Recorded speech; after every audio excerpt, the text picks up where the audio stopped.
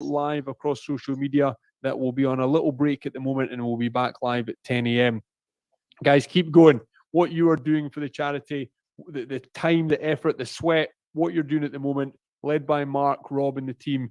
It's just incredible, and I really do mean it. I know you've heard it all before, and you're here because you're going to put the miles in. But well done to you guys for getting up as early as you did and committing to this. I hope that the interviews and the people that we have on today get you through it. But well done. Keep going and keep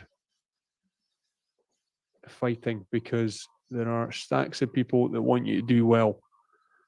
As I say, do get the questions in. We do have that guest list. We do have people joining us throughout the day. There's lots of rugby chat later. There's obviously Sir Steve Redgrave, Sir Chris Hoy, Molly Hughes, who's been up Everest. So any queries, questions, anything you want me to ask, or if you desperately want to have a chat once we've got through the sort of podcast conversations, do let me know. Like we did with Hoggy, we can often try and get a question or so into the guests. Not long now before Dame Catherine joins us. Rob, how are we doing? Everything going okay? Yep, living the dream as ever. As ever. It's good to hear from Hoggy, and I think, do you think we know behind the scenes that there'll be beers and things after a match and they'll be celebrating, and it's been difficult through COVID, but compared to sort of the court sessions that we've seen on Lions tours and all that sort of thing, do you think how much has it changed, do you think, compared to the way you guys used to do it?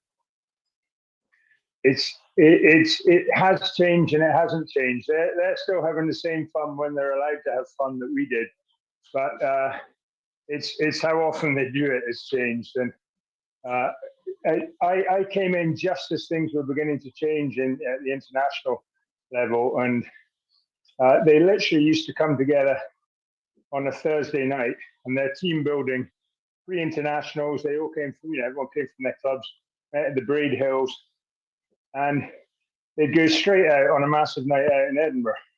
That would be two days before the Calcutta Cup or whatever match it was. That would be perfectly normal. It's not normal that now. And it's hard for us to actually comprehend how far ahead of us they are in terms of skills, physical preparation. Nowadays, they're having issues with the game, with people, the high balls, people getting caught in the air, the injuries that could come from that, because they've all got skills that we could only dream of. And when I was playing, the ball in the air catching, which is now the norm, just seemed to be appearing. And I remember it was the Aussie boys that had got Aussie rules experience that seemed to bring it in. The Tim Horrons and many of the other Aussie boys started doing it. And of course, if you can get to the ball first, you've got more chance of getting it. And I see Kenny fiddling with his controls there. He'll remember. He played a lot of fullback. Fullbacks didn't jump in the air when we were playing. No, but these are skills they've had to develop. They're interesting.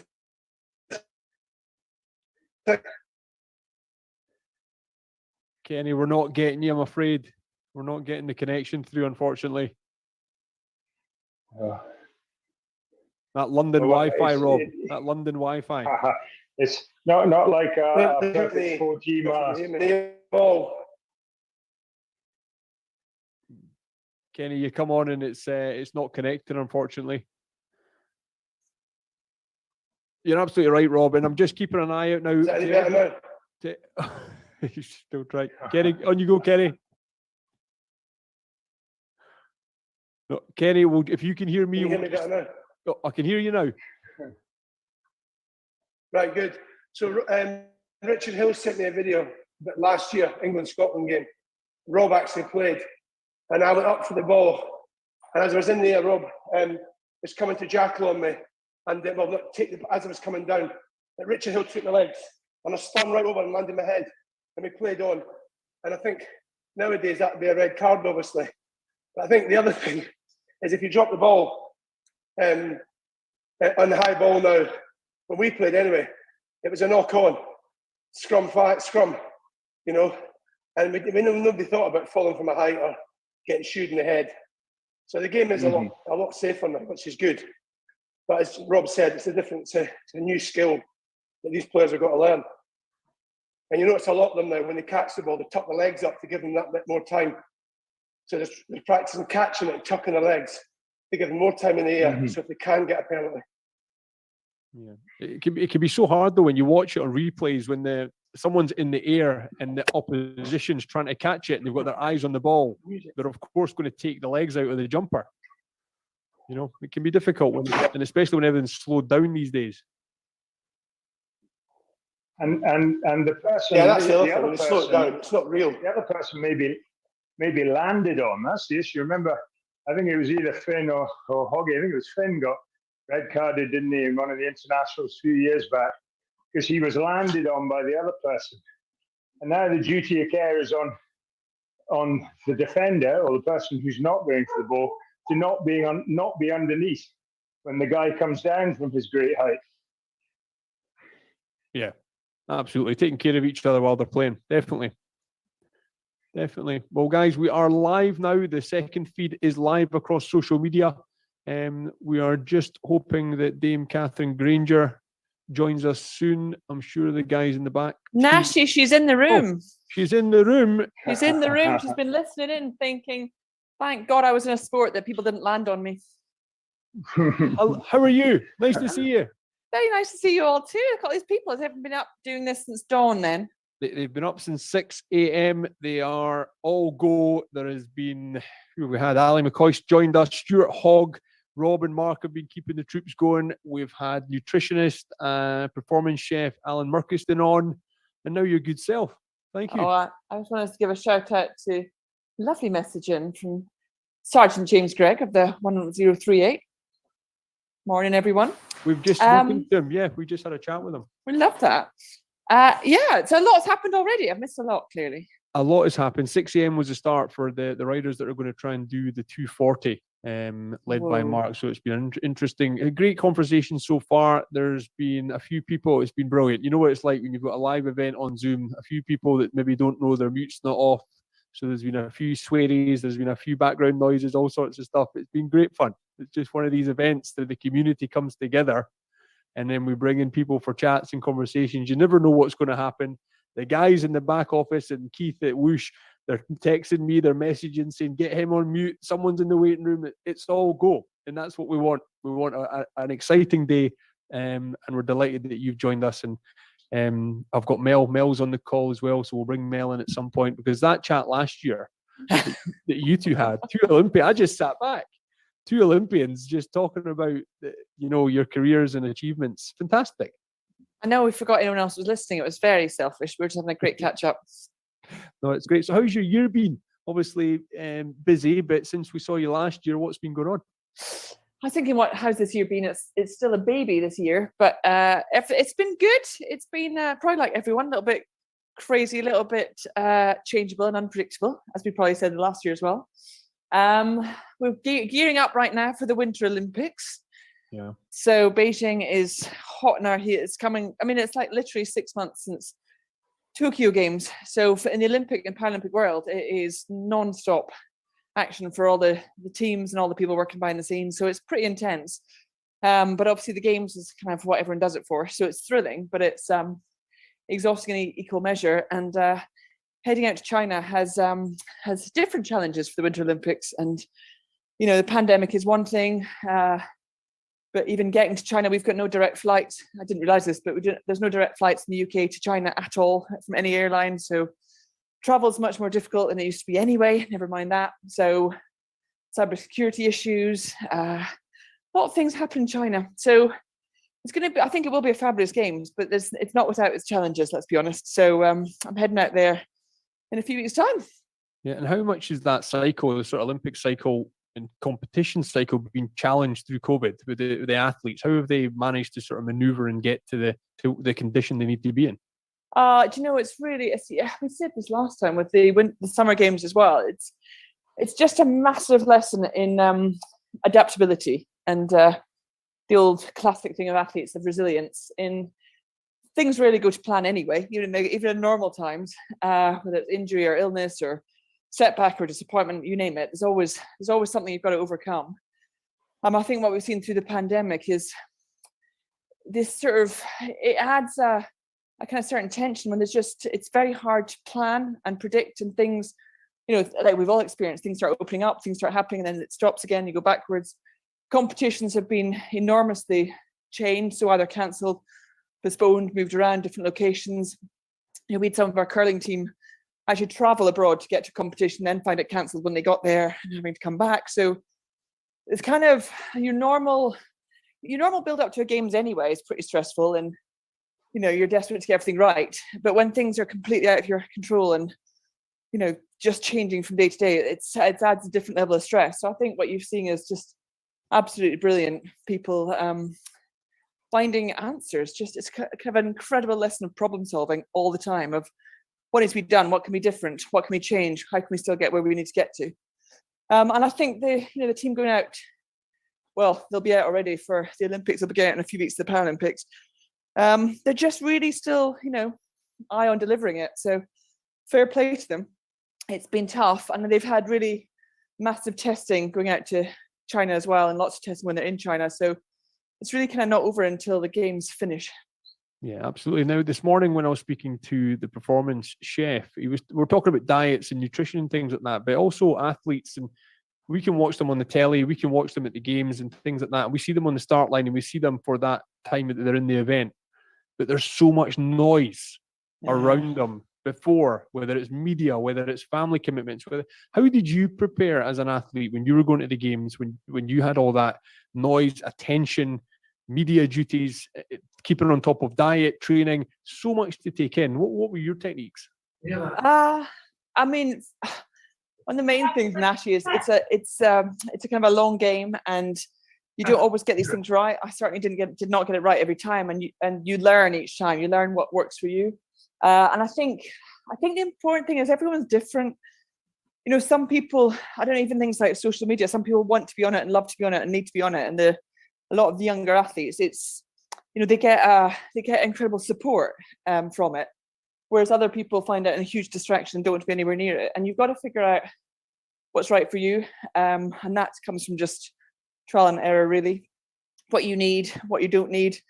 And I remember when I went to Beijing, and the China Olympics in 2008 was just enormous. There's a lot of noise around it, and in lots of different ways, and it is very, very easy to get distracted. And I probably, even sitting on the start line of the Olympics, I remember thinking, just like bombarded with thoughts and emotions and kind of who's there and who's watching, what it means and all these things. And it's then really quite hard to keep that sort of simplicity of performance you need. Whereas, 4 years later in London, again, just having learned from it, London was by far, for Team GB, the kind of most intense interest and pressure and excitement and build up and expectation. And it was thrilling to be part of, but it could have been completely overwhelming. But almost having experienced it and learning and thinking, I'm going to pull out what works for me, and I'm going to get rid of what doesn't. And the ability to kind of narrow your focus and simplify and know exactly what you need and focus on what you need, and almost let go of everything else. Because I think, especially when it was a home game, I remember the lead up to it, suddenly getting all these, understandably, but hearing from people I hadn't heard from in years, suddenly like, oh, do you remember we were at school together, we were at university together?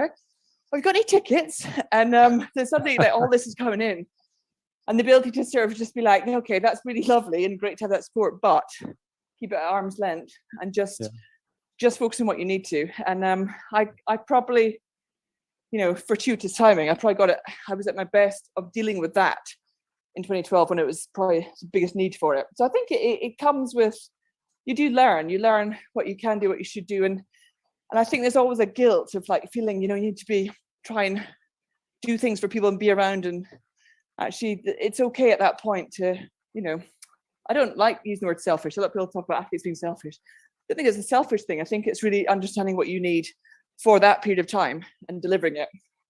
And then you can be as, friendly and helpful as you want after that. But I'll say it then, but the selfishness or the sacrifice that you as an athlete must have had to commit to get to where you, or to get what you achieved, And you see that in people that have achieved greatness, that they have sacrificed things, whether it's family, friends, and all those. So it can't be easy to miss out on certain things, or when something's happening, you can't go because you've got to commit to the training the next morning, or the diet that you can't eat that meal, all those sorts of things. I know, but I mean, it's a personal thing, but a lot of athletes feel the same, and I'd be interested in Mel on this one. I would never want to have the word sacrifice used, in that, there are people in our world who really seriously have to make sacrifices just to live. And I think as an athlete, we're very well supported. We've got a huge kind of public support. It's a privileged world to be in. And yeah, you miss out on things, but it's a choice. It really is a choice. There's things you can't attend, and there's, family occasions or friends or things you can't be there for. And that's really hard, but it is a conscious choice. And it's, ultimately you have to make a decision of balance that's right for you. And yeah, I don't like the word sacrifice. I don't feel it really is a sacrifice. It's genuinely a sort of, I missed out on some stuff in my life, but I chose to take that path I did, and I'm all the better for it, and I love it, and I have no regrets from it. So, no one held a gun to my head. No one made me do it. It was completely my choice to do it. But how do you view the generations we're in now? You touched on earlier about social media and distractions, because it can be crucial, the right word, just for athletes to earn salaries, sponsorships, and things once they finish being an Olympian or a pro athlete, to build those profiles. How do you view that? What advice do you give to the youngsters coming through about social media, TikTok, Instagram, the way they are now, about building personal brands to look at future finances and things like that? Oh man, I'm not the right person to ask on this, because I'm so rubbish in social media. I think it really is. I think it's a brilliant thing to be involved in if it's right for you. I think we have, a lot of sponsorship, or like you said, branding or things come about if you've got huge amounts of followers. That absolutely gets you more, big brands are interested if you've got a lot of followers, and obviously they can influence more people. So that it hugely has its place. And I think some people are very naturally comfortable in that area. And I think, I don't want to age myself too much, but when I was starting off in sport and stuff, there wasn't social media, and no one did it, and no one thought about it. And it, I think a lot of athletes from my time would see it now as a distraction or a kind of burden to do, whereas the really young athletes coming in, they've just grown up with it. It is part of their world. Everyone does it, and they kind of love it. So I think if you are comfortable in that space and you don't have it as a distraction, you don't have it as a stress, and it's actually an amazing thing to use, you can obviously, I think what we're seeing with a lot of our athletes, you saw it in Tokyo, I think you'll see it again in Beijing, a lot more of them are confident and comfortable speaking out beyond their sport. So, they're talking about well-being, they're talking about, we've got people talking about body image, we've got people talking about anti-racism, we've got people talking about against homophobia, we've got people talking about really big social issues that matter to them, and suddenly having this platform, largely because of social media, to reach a much bigger audience and sort of put their name behind big things that really matter to them, and they can influence and they can change minds, and they can bring to attention big subject matters. And that's all for the good. But what I would say is, if any athletes are not comfortable in that space, you're an athlete because you've got an ambition in your sport. You don't become an athlete in order to be an influencer. So if it comes with it, and if you're natural with it, absolutely great, but don't feel you have to do it or it's part of the gig, because for some people it can be just an additional stress. It's not good for them. So I think, again, it's going back to that original thing. You've really got to know yourself and what works for you, what's right for you, and where you want to play. Because if you want to take up, if you want to use that platform for bigger issues or for the good, that's amazing. And we've seen people doing incredible things. I mean, even something like today, these are people all connected through sport, all linked to the Doddy Weir for doing something incredible against a really cruel disease. And that to me, I love sport does that. I love sport connects people and inspires people and gets people committing to something. And some people want to lead in that, and some people just want to be part of it. So again, it's kind of what works for you. That's it. I mean, the range, I've just got a comment in here. That's me done 3 weeks since retina detachment, 10 miles first ride, after total rest. Good luck to you all. I mean, yeah, this brings everyone together, from serious injuries, recovery, all sorts, to people just that are. So I've got my daughter here eating all my supplies as I'm trying to conduct an interview. Go on then, talking about nutrition. What's in your supplies? What's your goodie bag there? Well, there Be honest. Oh, there's oranges. There is now there's half an eaten muffin that my daughter's had. There's coffee. There is water. There is a bacon sandwich there as well. That's so, food and drink of champions. I love that. Of champions, but it's very much that I get to sit here and you don't see me moving around. I the guilt is in me. Trust me, everyone that's putting the miles in, everyone that's working away, and yourself. You did this last year. You came on and you were in your kitchen, I think, last year, and you're on your bike. So my fuel is the least of anyone's worries. But it was a very interesting chat. Were you good at fueling? Were you good at sticking to training programs and everything like that? Or did you have your bad days, your down days, and your cheat days? Oh, come on. Everyone's got bad days. I wouldn't say cheat days. I would say definitely say bad days and down days. I think the big myth is that every athlete is living the dream in 24/7 in everything they do. And it's hard. It is hard, and it's exhausting, and it's, you just some days that are just harder than others or disappointing. And yeah, it's hard to stick to stuff. I think training program wise, I was always actually pretty good at that, just because I don't know, there's probably a stubbornness in me. I do think it helps in a Scottish thing, if I'm honest. I think there's a real stubbornness and kind of refusal to give in to stuff. So I kind of always took the training program as a challenge to be met. So I pretty much stuck to it, which wasn't always wise, if I'm honest, but it's kind of my thing. But yeah, it doesn't mean every day you feel motivated or every day you find easy. And I guess the harder the day, ultimately, when you get through it, whether you do it brilliantly or badly, just getting through it sometimes is the win. And that's the sort of more satisfying days. So, it is, we overuse the term like, oh, it's a bit of a roller coaster. But it really is. You have incredible highs in some days, but they almost have to come with some real lows, and that's inevitable. And I think the better you get and the more resilient you get is just being able to ride out through them all.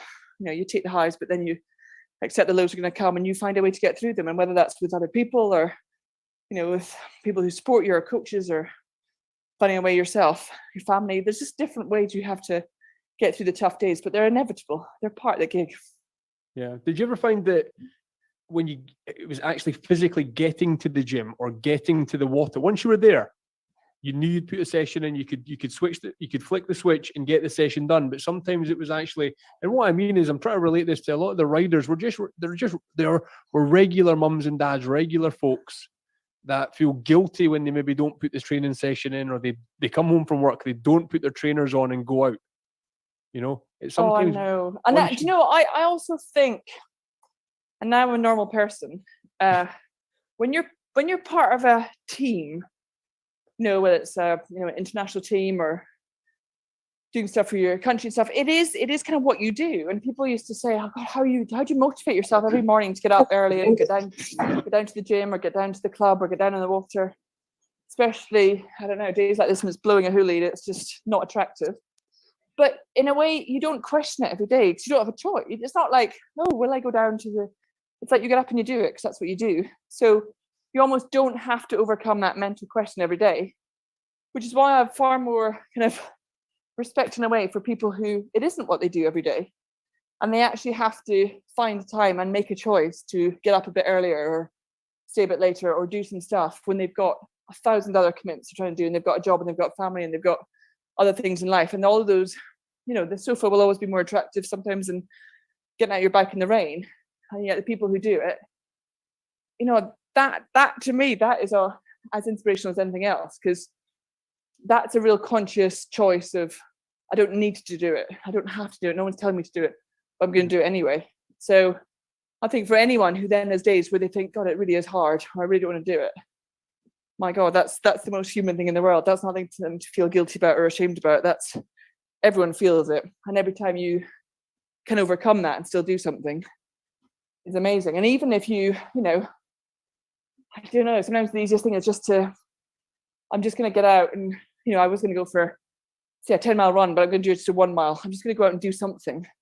And just getting that, even if it's a really, really small thing to achieve, just get motivating yourself to do something is still a win. And often it leads to something a lot more. But it's just, yeah, there's just some days where it's easier not to do stuff.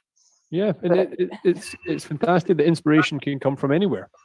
You know, it doesn't have to. I learned that from my podcast and from speaking to people, that I would always ask the question, who inspires you, or this, that, and the other, and what makes you get out of bed in the morning.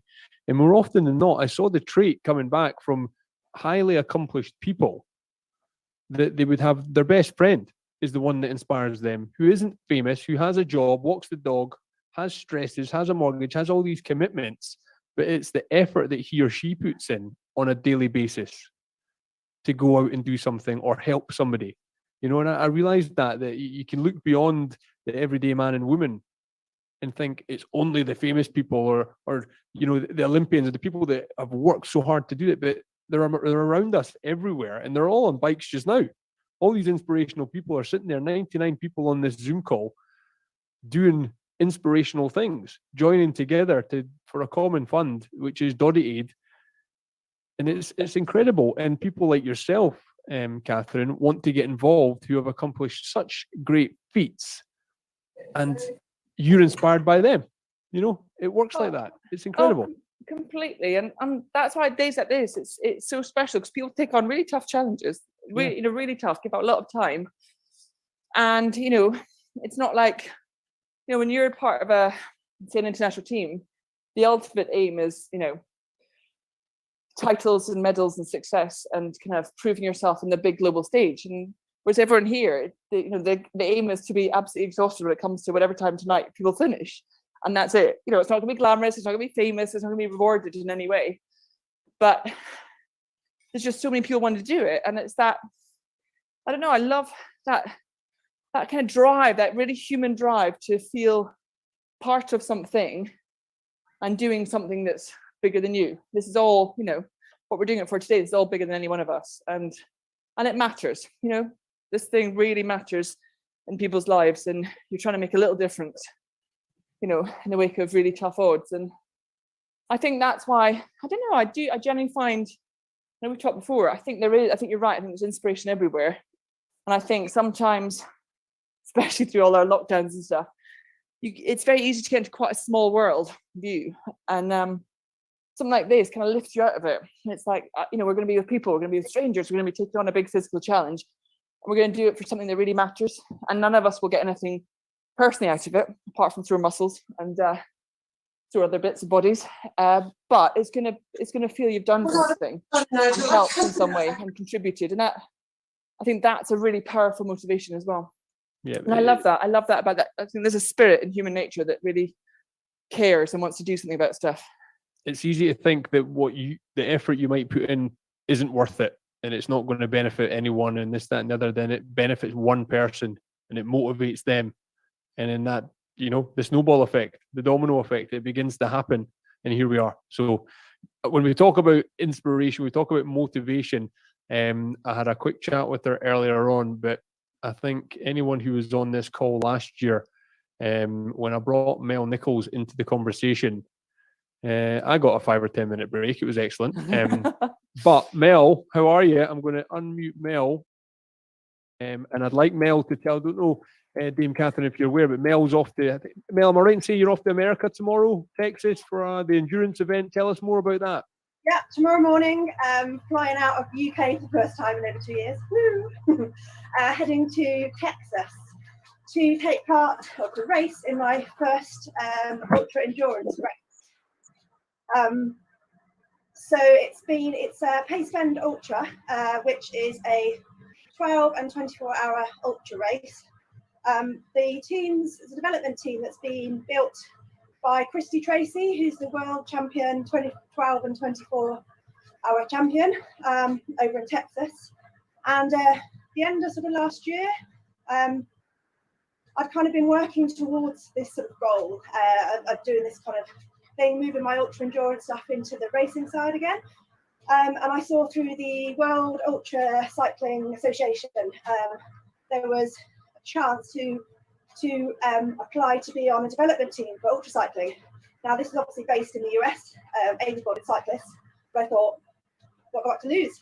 So I applied and got selected. I think there's 20-something in the team, each doing the race. I'm part of a 2-woman team. So my fellow racer, I haven't met yet, is over in Texas.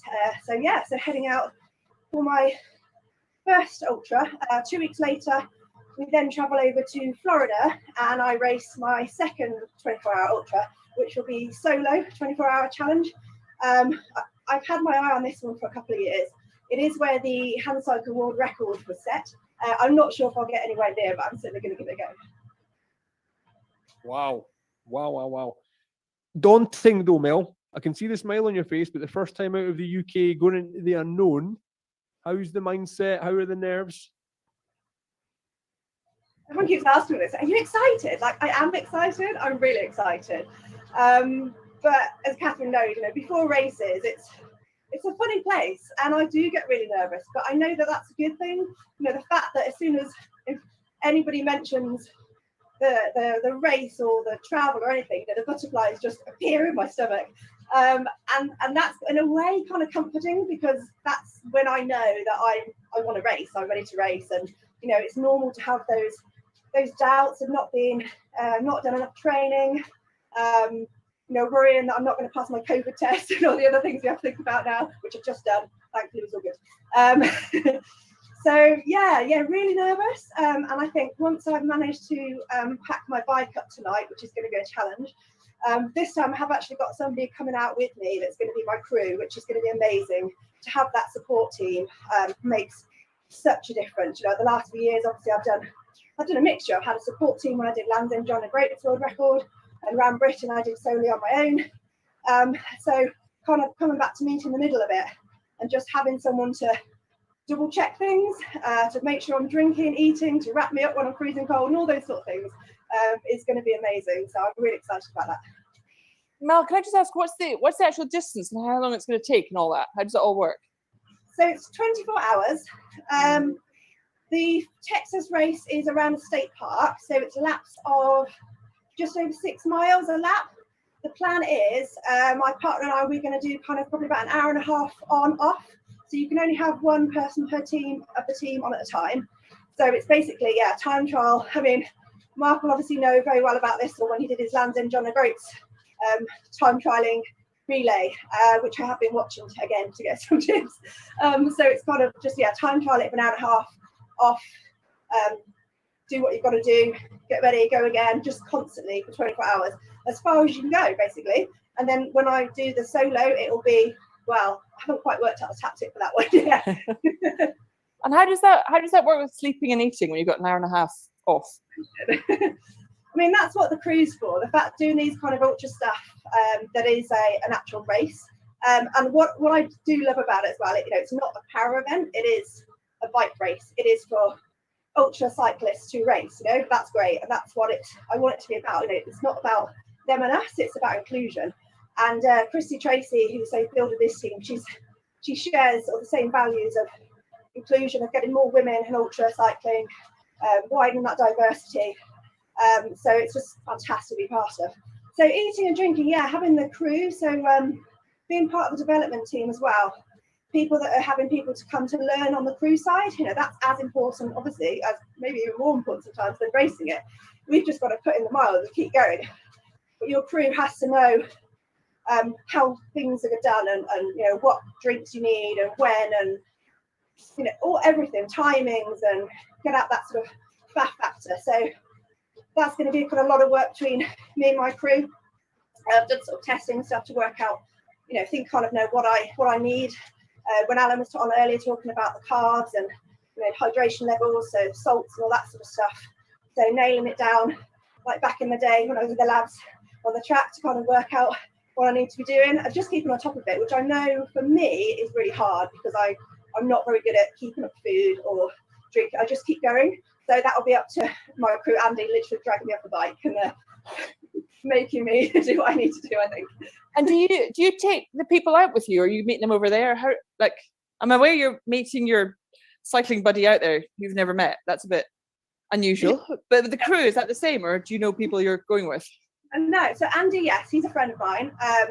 He's done his own kind of cycled across Europe, various of the challenges, supported Dave Bourne-Freight, who I know Mark knows of, and sort of a few kind of support stuff as well. So he's got a sort of similar mindset, a very positive mindset, which is fantastic. But anybody else? No, I don't know. We've all had, well, our meetings are in Texas time at 7 o'clock at night, so 1 till 2 in the morning for me, and then I get up to school at 5, which is always fun. Oh, But yeah, we haven't met in person yet. So yeah, that's really exciting too. and how long will you get together before the race starts if you're flying out tomorrow? What, sorry? How long will you have together before the race actually starts? I've got 6 days, so it's next Saturday it starts. The 6 days before the race. Although everybody else is in the US, and a fair few are in Texas, but some of them aren't. So most people will probably come over probably Thursday. So actually, the majority of people, the wider team, I won't meet until we get to the track, to the park on Saturday. Christy, she lives quite close to her flying in, so we're going to call in. Unfortunately, Christy obviously is an ultra cyclist herself, and she was hit by a car 2 weeks ago. She's badly broken a leg. She's just home now, but obviously she's not going to be on a bike for some time. But just really wants to obviously be completely involved. I mean, she's built this thing, and support will be there. So I'm going to go and call in and meet her for the first time. And what is Texas temperatures or weather doing in February? Freezing. It'll be really warm, but yeah, everyone's sort of saying at the moment it's looking quite cold. Christy was putting on a video last night, a live chat, saying everybody get on Amazon and buy your fleeces. I was like, that's not what I'm going to Texas for. Well, and what's the makeup? Is it that sort of bike you're taking that you're on just now, or what will is that the exact bike you'll be on? It's my only bike, it's my race bike, so Yeah. this will be. I mean, I've just had following on from sort of around Britain when a few things didn't quite last with the weather anyway. So I've had my ETAP wireless hearing put back or rebuilt. I've got some chain rings have been built, so I've got my race setup on now. So yeah, I just hope I can get up the hills. Are there other hand cyclists going? No. No, you're the one and only. Wow. Sorry, Nash. One more, then I'll let you come back in. Sorry, I can't. I'm so interested. Do you get a practice on the course before you do it for real? Yeah, because it's a state park, you can go in there. It's a bit, I think, it's a bit like Richmond Park, except it's not a thoroughfare. So potentially there's cars going around, but only because they're driving to park up to go to the park kind of thing. So yeah, so the plan is as soon as I can, if I can get in there Monday, then I will. If not Tuesday, Wednesday. Have a few laps recce. And then do they shut the park for the main event? Are you dodging sort of families and buggies and kids? And I'm pretty sure it is shut because I think there's a 6-hour, 12-hour and a 24-hour. So potentially, I know it's been said that there may be cars coming in to park up for the later distances, but they'll be on the other side of the road or something. So they assure us. Apparently, the bigger risk is when it's dark and people are coming into the pits when we sort of stop over. And as you can imagine, just lots of bikes together. So yeah, it's going to be about lots of bright lights and reflective and shouting. No, and Mel, I was just going to say there, when you did go around Britain, you came and met my family at the house. That bike that you've got, it's incredible what you can store on it, how you can go from sort of races, ultra endurance to a bike that can go around the UK and that you can carry everything that you need. It was a real eye-opener, especially for my kids, just to see what's capable, what you were out there doing and achieving. It was awesome.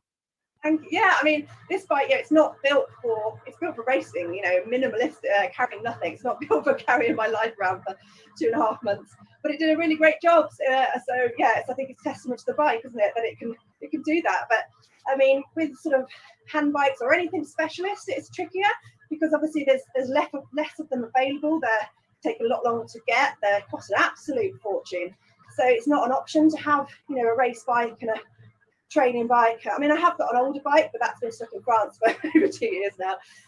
So yeah, one bike has to do it all.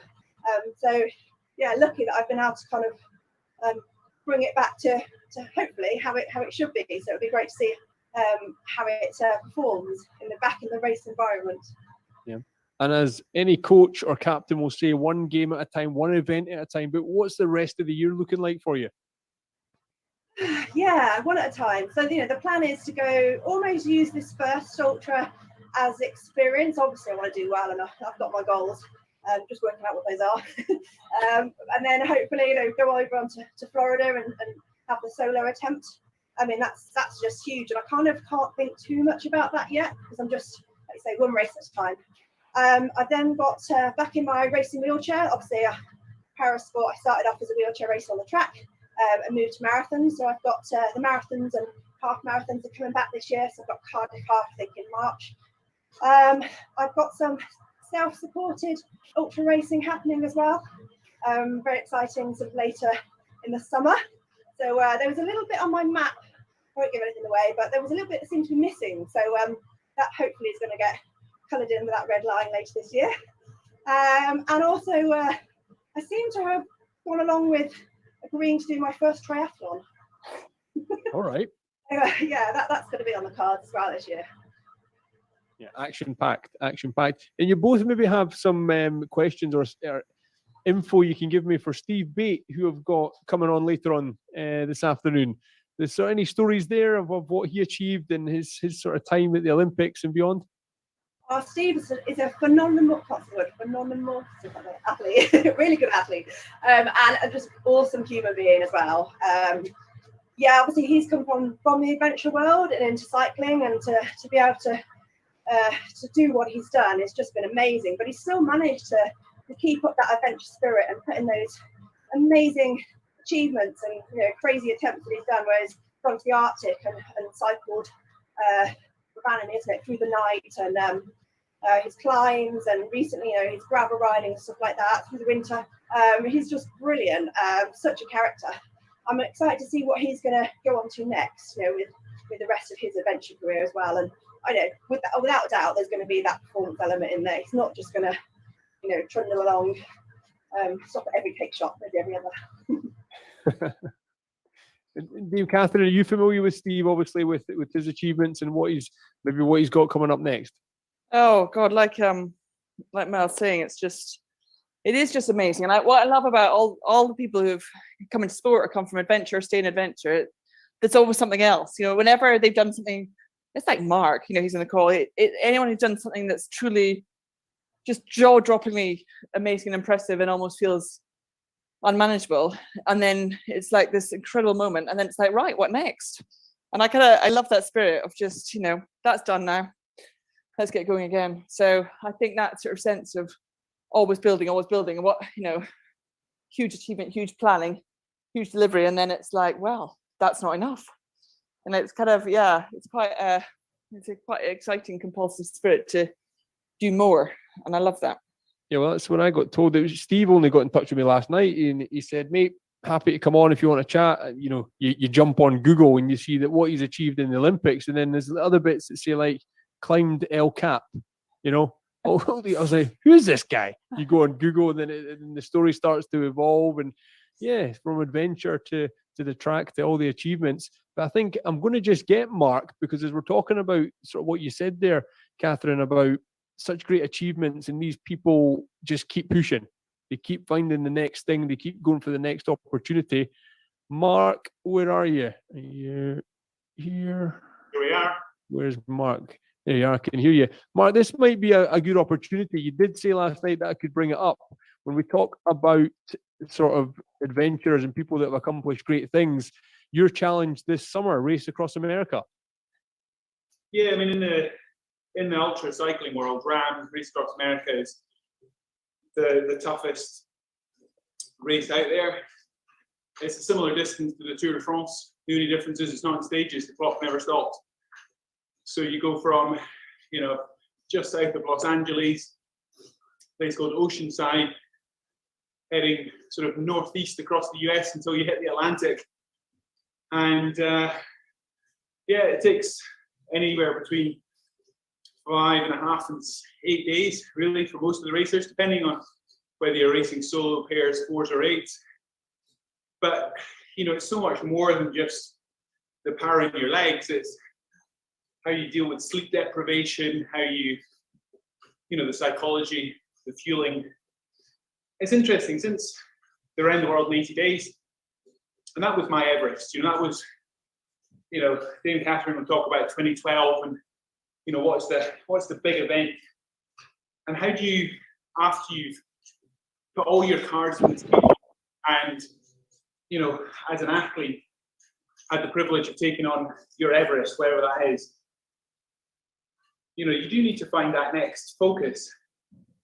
You can't live in the past. And for me, it's not about continuing to do the same thing. I quite like the thrill of throwing myself into totally different environments. That's why I've done daft stuff like racing penny farthings and gravel racing. And I've been trying for the last 2 years to get out to the US. I'm sure, like Mel, for obvious reasons, it's not happened. But as long as things stay, you know, continue to open up, we'll be out there racing in June, and I can't wait. What I find interesting is I'm more reliant, not just on my own performance, but athletes around me. I'm so used to doing solo stuff.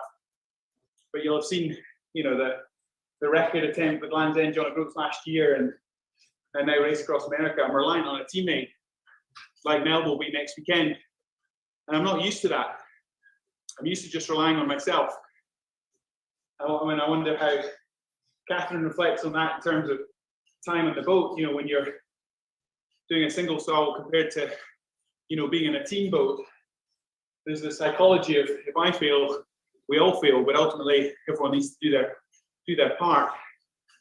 And last year I had a crack at the Land's End John O'Groats tandem record, and we failed. You know, we failed. And I learned a lot from that, you know, in terms of how interdependent you can be, and, you know, trying to learn from that, so, you know, we don't fail this summer when we go to America.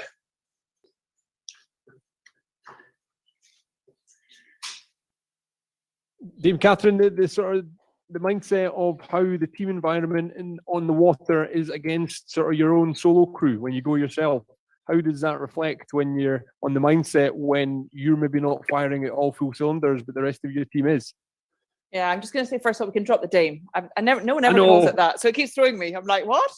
So definitely no need. But thank you. Yeah, no, I mean, Mark's spot on in that there's quite a different mindset, and certainly in rowing, you often get people who go into the single scull. So it's the only boat that's just on its own. It's only one person can do it in any team, and you can only enter one person. So it's very much a sort of solo focus, and you often get people who then stay in it for their whole career. You know, that is, they really do, it is their driving force, and it's a very sort of, it's a specialist thing, but not technically. It's almost more mentally. It's quite a different specialist focus.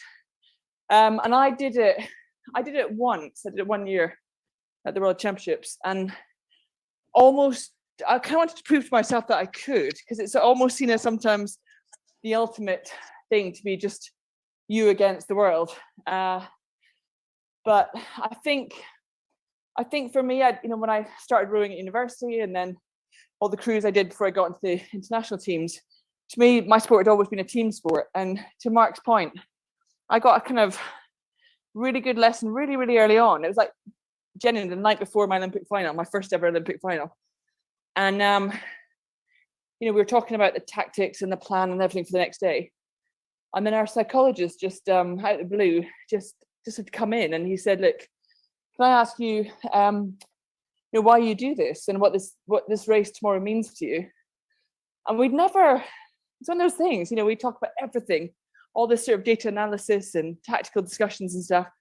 We'd never really, as a team, sat down and sort of said kind of why it mattered to us and why we did it and what the motivation was. And we all shared really honestly and really openly about it. And you sort of feel a bit vulnerable because it's very personal why you do stuff. We all talked about it, and it almost meant then going to the next day, the next race. You know, I still wanted that race just as much as I'd ever done for myself, but I suddenly felt this really, and Mark's right, it's a responsibility that comes with it. You really feel responsible for other people and for their dreams and their desires and their hopes. And I kind of, you know, when I was racing at that level, there's always a point in the race where you just want to stop. You know, it's painful, it's hard. But But if there's other people in the boat, you just think you just can't. There's no way you can let people down. And for me, that was a really big motivation of always wanting to stay in teams, a team sport and crew boats, because to me, actually the added edge of it's not just me against the world, it's me with these other brilliant people taking on the world, and I'm not going to let them down. You know, I could push myself harder because I didn't want to let people down. And again, it's such an individual driver, and not everyone should or wants to feel that way.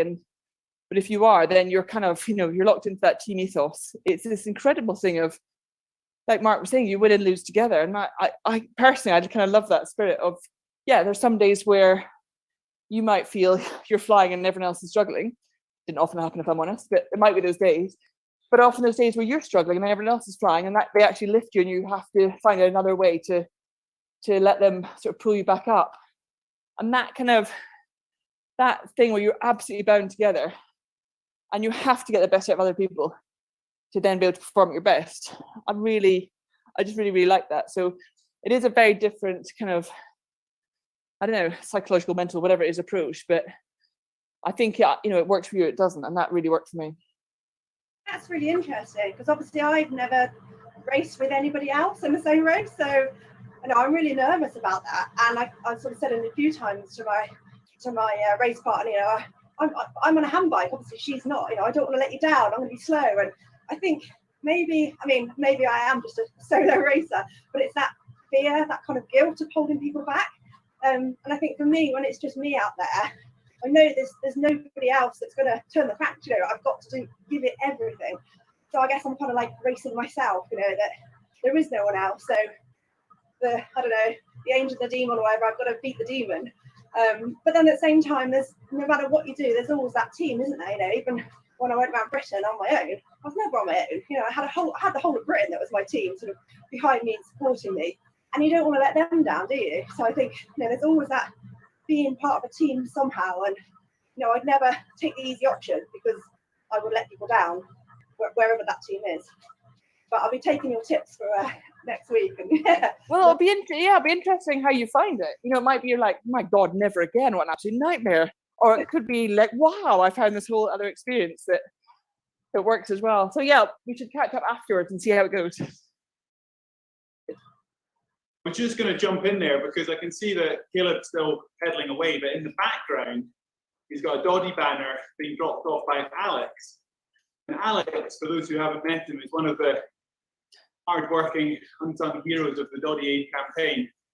And there he is, he's hiding from the camera. Sneaking away, Alex. Hello. Hi, Nashi, how you doing? We're good. Mark spotted you there. Mark spotted you. Just wanted to give a shout out for all the work you're doing behind the scenes. That's very kind. Well, thank you so much to you all for joining this. It's I can't believe how early you've all been up. It's unbelievable. Mark was texting me at 6:30 to make sure I was awake and ready for this. But yeah, we've got Doddy's appeared in the background here as well suddenly. So yeah, no, it's Caleb's putting in a heck of a shift. So yeah, no, it's brilliant day so far. So that's I assume to take down to the club later on. Is that right? It is. Yes. It's gone down for 12 o'clock. Yep. You're keeping quite a cadence there, Caleb. Yeah. Turn the legs pretty fast. What mileage are you at, Caleb? Close to 100. Close to 100. Well done. Great effort. Great effort so far. It's Alex. sorry, Mark. Sorry, carry on with Alex. Carry on. No, Alex, we're going to see you tomorrow morning, Portobello Beach, for a cold dunk. Well, now that you've said that, I can't really back out, can I? Yes. Absolutely exactly. not. I'll be there. The Edinburgh Blue Balls, I'll be there. Looks, Yeah, absolutely not. There's going to be a lot of people, I think, recovering with sore bums and legs tomorrow, getting that cold water if you can make it. 9:30 at Portobello Beach. Mark, what were you going into? What were you going to say? Lost my chain of thought. It's going back to the rugby chat earlier with the camaraderie. Rob talked about it. Knowing each other off the field. There we go. Well done. Knowing each other off the field. Keep changing your name for some reason on my phone. Sorry, I go on the shoe. I'll try and find out who's talking. Okay, Mark, sorry, got you. Knowing each other off the field, that sort of trust, that underlying trust, is so important. And over the last couple of years, some of the challenges I've done on GCM with Hank, I always describe him as my hyperactive little brother. And, he's 10 years younger than me, ex-pro, really strong rider. But as much as I've got the accountability because I don't want to let him down and vice versa, I never feel like I'm competing against him. I don't need to, I don't need to prove myself and vice versa. And I think that's really interesting that rugby guys talking about it as well. You don't want to let each other down, but it's so easy in a sort of a competitive environment to constantly sort of be trying to sort of have that one-upmanship with each other. And it's so good when you can get to the place where you're sort of backing each other rather than trying to beat each other, if that makes sense. And it's hard to do when you're pushing yourself and you're trying to prove yourself. But having that sort of humor with each other, the ability to sort of take the piss and, you've got that underlying trust when you're actually being quite tough on each other, but in a sort of a humorous way. And one of my things I'm nervous about going into RAM this year is, like Mel, I don't know my race partner. I don't know the person. And, I know on paper he's a strong bike rider, but we need to earn that understanding. We need to earn that, unspoken trust in each other. And it's nothing to do with your FTP. It's nothing to do with your Palmaris as a bike rider. It's absolutely to do with your friendship. And it's an interesting part in sport, which is not spoken about nearly enough, because performance is normally boiled down to numbers. Whereas, so much of it is about, just having that sort of quiet confidence and that trust in each other. Well, we'll be working hard for you, Mark. Rob here. Making sure you and John go out for a few drinks in Cardiff after 48 hours on the bike and 3 hours sleep in 2 days. We just got to, you have to go out just to build the team, you see, even though you want to go to bed. Well, you lead the way, Captain. Let's get that sorted. Well, we'll have to make a commitment from John that he doesn't disappear as soon as the event's over. Well, that'll be the first step. No, it's good. I'm excited. It's an opportunity for both of us. I've dreamt of this for 3 years, and I always talk about, you've got to have the dreamer. You've got to have the dreamer, emotional side of your brain that takes on these daft things.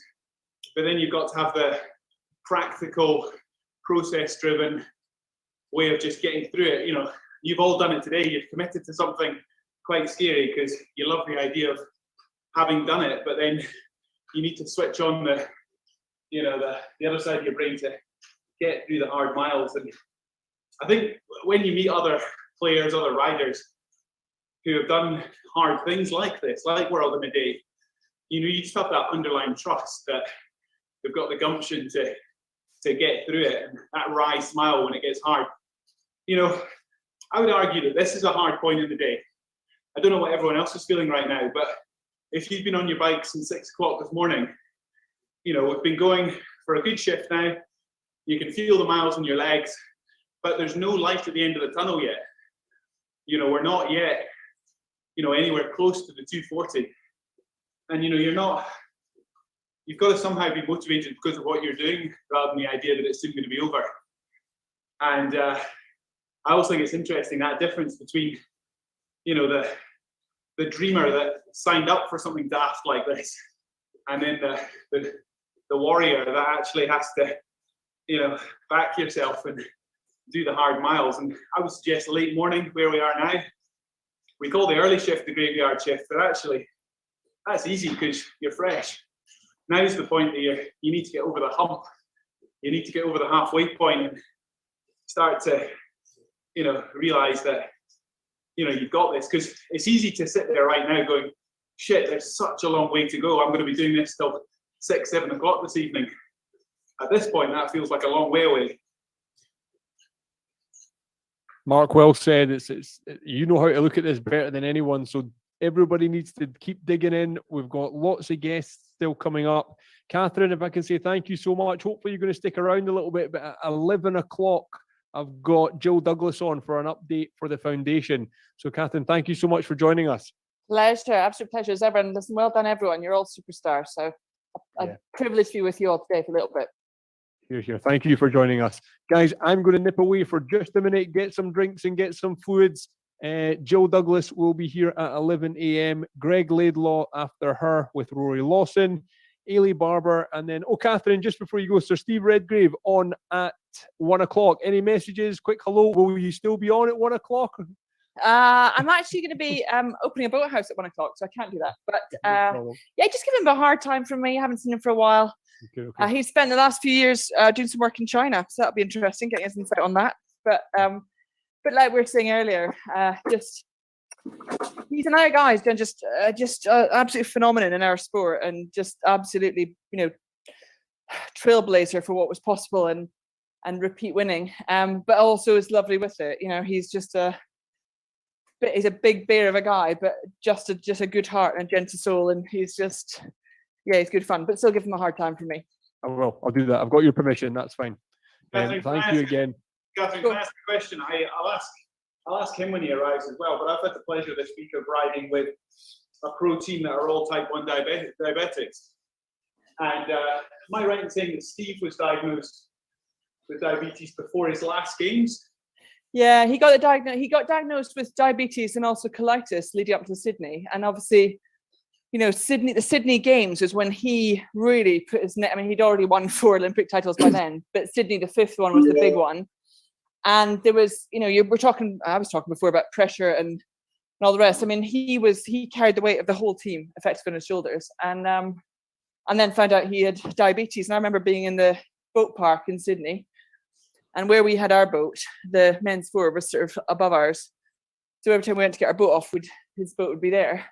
And he had little sugar packets taped to the inside of the boat in case they were on the water and he needed that sort of sugar lift. So it wasn't just that, he's been 38, and at that point 38 was old to be rowing, but not anymore. But he was getting, towards the end of his career, his body was starting to break down, but also there's not a lot of people working at that level with diabetes. So even the fact it was as simple as sugar packets, it was very basic how he was managing it. But that mentality of just not going to let anything stop him. And he really took it on as, he's not just going out there to win the Olympics, he's going out there to prove what's possible, even with that kind of diagnosis in your background. So, he's really open about it and really good to talk about it, because in that, just showing people with diabetes what's possible is incredible as well. And I guess now, with the young athletes coming through with, real-time monitoring, knowing your data, whether you've got something like diabetes or not, there's a lot more information in terms of what's going on in your body. I mean, I'm guessing when you were starting your sort of Olympic journey, there was far less data to train against. Massively, and in a way, everything becomes rose tinted, doesn't it? So we all look back and go, "Oh, it was so simple. It was lovely. No one monitored and judged and weighed and calibrated, and there wasn't sort of all that going to it." But it's quite incredible what was achieved with.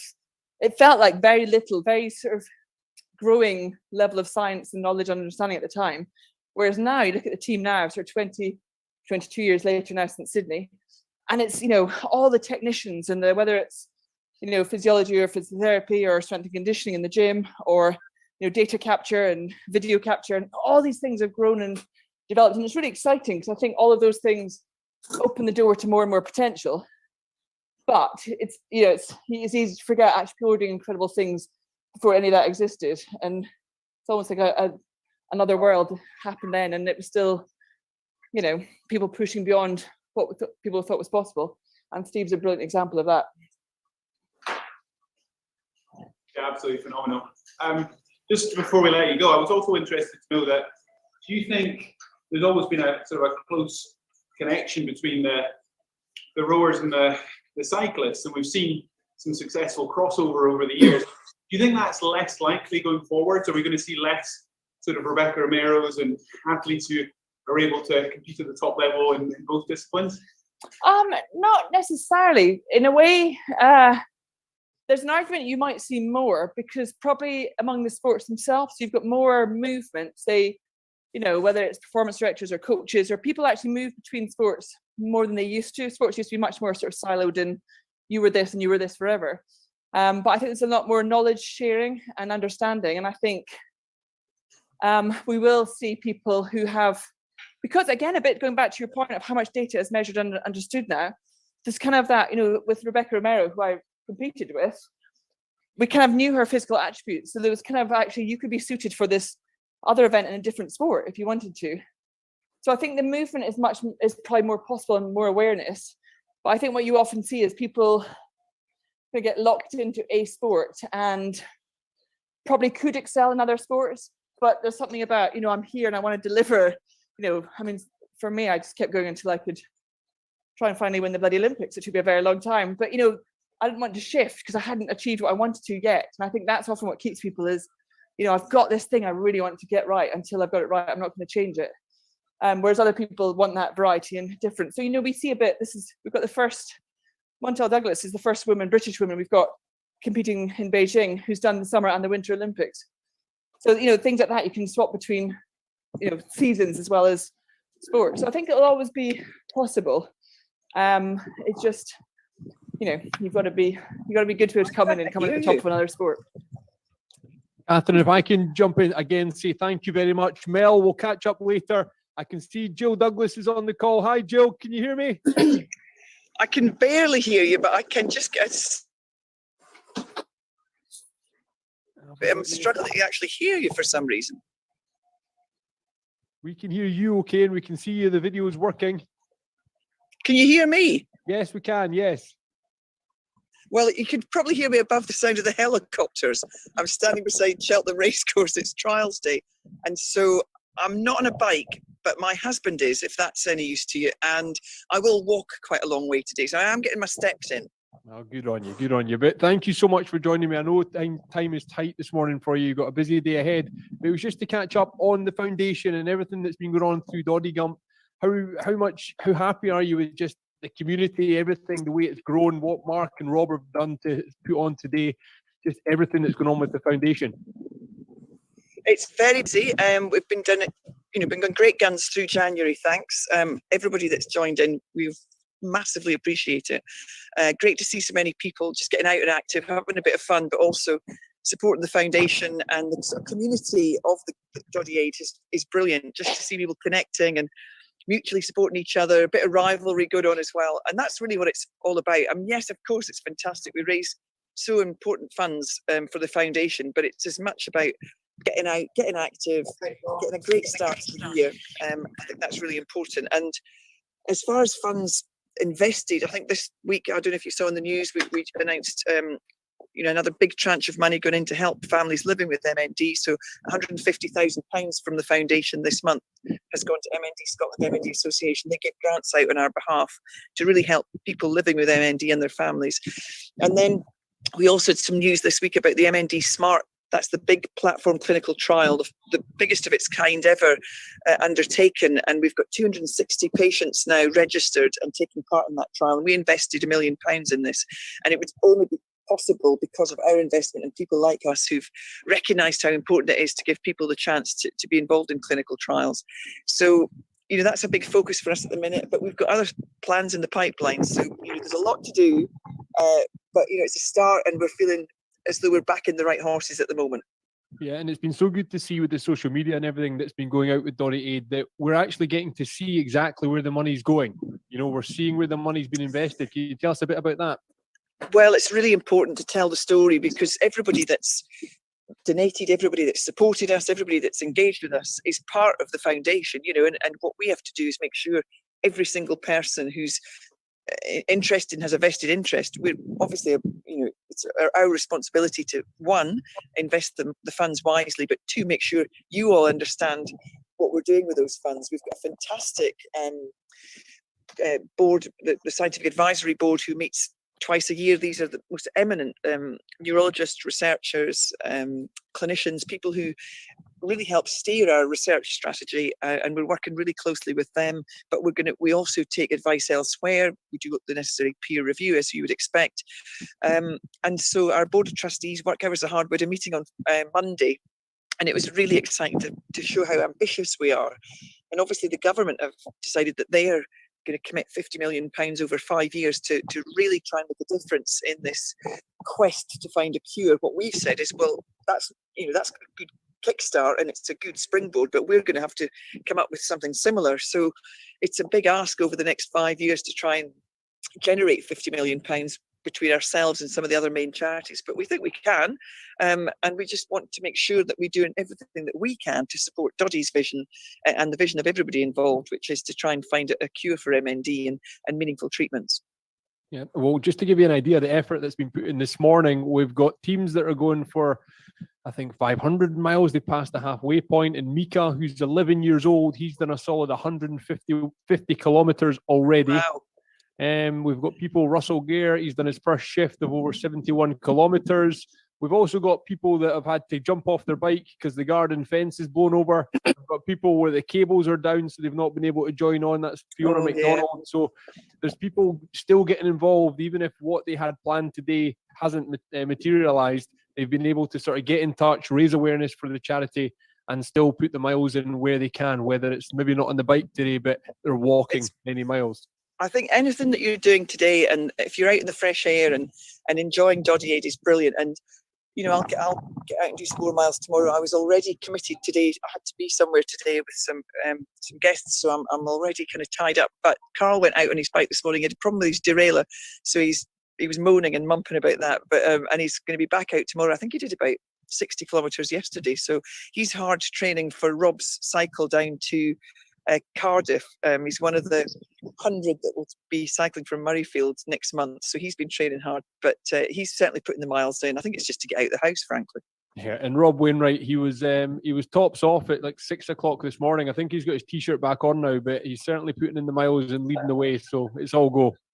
Good stuff. Well, listen, everybody that's on their bikes today, I am wishing you all the very best. Mark Beaumont leading the charge, of course, but everybody that's supporting us, I mean, I can't thank you enough. And the website, we try and keep people up to date with what we're doing. We've got, as I said, ambitious plans. We want a big year ahead. I had a great burn supper on Wednesday night. It was Wednesday night, Tuesday night up in London. It was good fun. We were with Kelly Brown and a few good supporters of ours.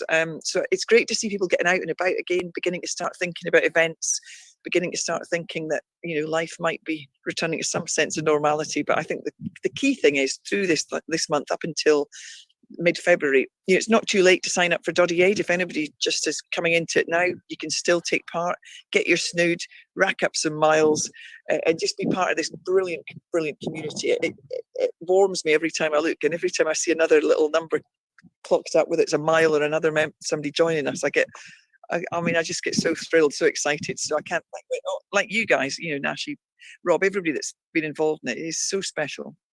Thank you, Joe. Joe, we'll let you go. Thank you so much for joining us. Thanks for the update. We're so pleased that the efforts that everyone's putting in is making a real difference. And thank you for everything that you do. Oh, thanks. Have a great day, folks. And I'll try and back a winner for you. Okay, see you later. Have a good day. Okay, ladies and gentlemen, how are we all? We've got about 10 minutes. It's a good time to maybe toilet break, grab a drink.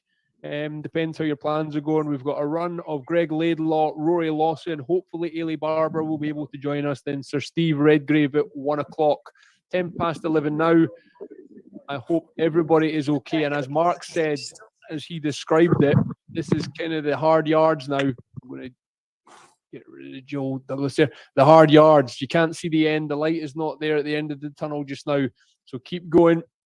Keep messaging me. I'll get the messages out where I can. I can see Carl, who was with me at the start, 100 miles in, chicken and chips, 100 miles done from Sally. Come on, all the ladies. A lot of encouragement from Mika. Well done to everybody who's putting the miles in. Good effort. There's also people getting in touch on the live feeds on Facebook, Twitter. Hello to everybody out there. Please do, if you're watching this, encourage the riders. They're going, they're getting after it. Their legs are moving, their sweat. I can see a lot of towels. I can see a lot of t-shirts coming off because we're getting into a really uncomfortable stage. So keep going. Please keep donating where you can. doddyaid.com and log in these miles. Okay, keeping everybody. Oh. Yeah, and guys, just keep an eye on your mutes. It's worth saying, Nashi, I mean, a lot of people who have just registered for World Midday, who maybe haven't been involved in the wider Doddy, there's a specific Just Giving page for today, which you're welcome to use. justgiving.com/World Midday 2022. So if you can, post that on your social media. Like problem. Well, Share that link. like me, he's doing this. Yeah, we'll just wait after it. Well, he'll be going for quite a while, I think. So. I appreciate a lot of you have your own. I appreciate a lot of you have your own, fundraising pages already for the rest of the month. So, whether you're somebody who's just jumped in today or have been fundraising all month, it all goes to the same place. So feel free to use the World Midday 2022 Just Giving link if you wish. But if you've got your own fundraising going elsewhere or you're making your own donations, it's all good. I'm going to say it's all going to help the My Name's Doddy Foundation and the great work that Jill has just been describing. But if you can, put a post up before lunch, because we're well into it now, and hopefully it'll inspire a few people to get behind you.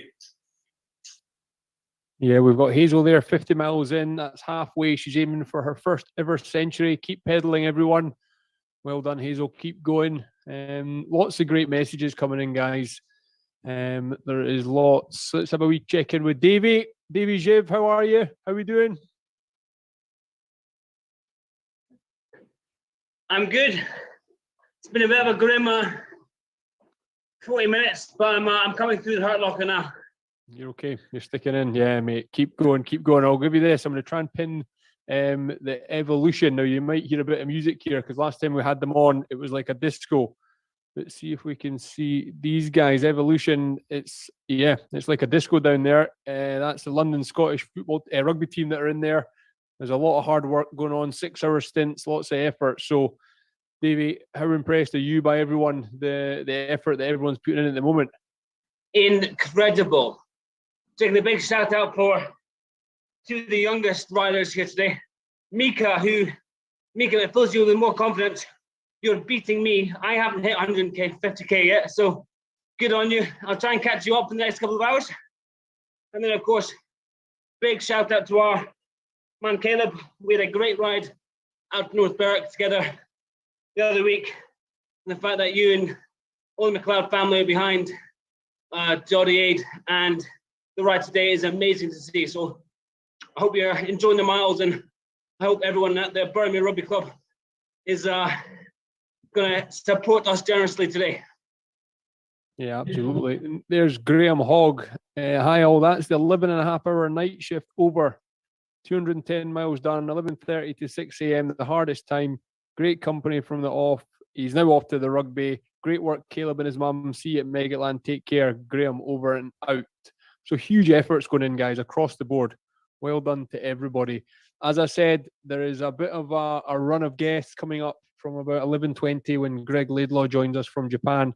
There is lots going on, so now is the time to grab a snack, do something if you need to step away and you don't want to miss any conversations. There'll be Six Nations conversations coming up, a bit of an update from Ailey Barber on Team Edinburgh. Then Sir Steve Redgrave at 1 o'clock, Steve Bates at 2 p.m, Sir Chris Hoy at 3 p.m, 4:30 this afternoon, we've got Jamie Ritchie and Hamish Watson. 5 o'clock, and just before 5, we've got Hank from the GCN, Mark's cycling partner, then Dougie Vipond will be with us. 6 o'clock, we've got John Davidson, the Atlantic Roar, also known as the Mad Giraffe. 7 o'clock, JJ Chalmers, and 7:30 tonight, Molly Hughes, who is a 2-time Everest summiteer. Now, throughout the day, there's going to be other rugby internationals joining us. There will be lots of chat, lots of conversations going on, but we do want to hear your stories. I would like to interact with as many riders as I can throughout the day. So if you are from far afield, you want to shout out what you're doing, who you're raising funds for, what your Just Giving page is, please do get in the comments. I'll try and get through and up to date with as many people as I can. But the numbers are great, guys. We're still, I think there's about 94 people on the Zoom at the moment, all putting the miles in. and still there's another 6 just coming through the waiting room. So there are lots of people involved here. We have got a lot of attention. We are getting donations coming in. We're raising the awareness, and it's all because of your efforts. So well done, guys.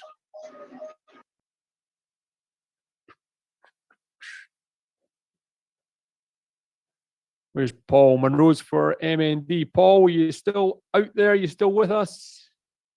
Oh, I can see him. How are you? Yep, still here. You're still doing okay? How many miles are we in? 115 kilometers, 19 miles. Kilometer now. Well done. Good on you. Good on you. It's been, how have you enjoyed this morning? The guests, the conversations, the inspiration? No, it's been brilliant. Like I said, I've never cycled more than 25k in my life. I set out today to catch my older brother in our family league, who was 22 miles ahead. So that was my target. I've really truly smashed that already. Yeah, keep going for as long as we can. Absolutely, as people saying, you look very fresh for someone who doesn't cycle. You're in good fettle. The guys won't let you off easy. Keep doing what you're doing. Now I've got a Grieg's iPhone has just joined the chat. I wonder if that is the man himself. Let me try and find.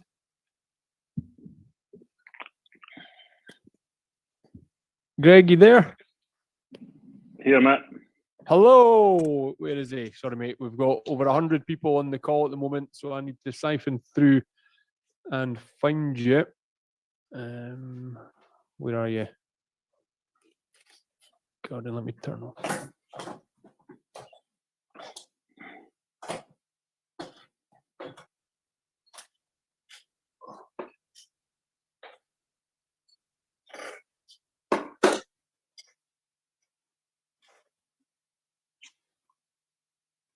Have you got your camera on? Sure have, mate. I can see you. You can see me. There you are. How are you, mate? Good to see you. Ladies and gentlemen, Greg Laidlaw has joined us from Japan. How's tricks? Not too bad, thanks, Nashy, mate. How about yourself? How are you know? I'm fine. Everyone asks me that. I'm absolutely fine. You've got, what we've got, actually 94 people trying to put in 240 miles at the moment. And throughout the day, there'll be other people joining in, doing what they can. We've had some great guests on already. Hoggy was on at 9 o'clock. He was giving you a bit of a shout out. He was perfectly polite and says a big hello from Hoggy. But no, thank you for joining us. I really appreciate it. You're flying the flag for the South during Doddy Aid. How's the month been for you so far? Oh, mate, it's been awesome, really, to be involved in trying to get Team South up and running, mate. I was obviously, as you know, my background, Nashy, I'm pretty proud borderer, so it's been good to get a few people involved from back home, and it's been good also for me to connect to a lot of people back home as well, and and more importantly is help raise as much money as possible for an awesome charity and for the big man. Yeah, absolutely. And life in Japan, is there many snoods kicking around Japan? Are you able to get some of your teammates doing some miles and things like that? No, there's not been too many snoods, but I did get invited into a little Japan league the other day from a few expats. Okay. So I've joined up in that. There's 5 of us. I don't know any of the people on there, but they asked me to join, so obviously I've joined in with that. And thankfully for me, I think I'm leading the miles in that at the minute. But slight disaster for us on the rugby front this weekend. I was meant to be in Yokohama this evening. We were meant to be playing tomorrow, but the game's been cancelled because of the old COVID. So yeah, it's still dragging on out here as well, I'm afraid. But apart from that, we're all good and well. How's life been with COVID related out there? What have the restrictions been like? It's been pretty fine, to be honest. And actually, throughout the whole thing, obviously, I've been here closing in on 18 months, I guess, already. It's been all right through the whole thing. Most things have stayed open. The only thing you would notice is everybody's wearing masks.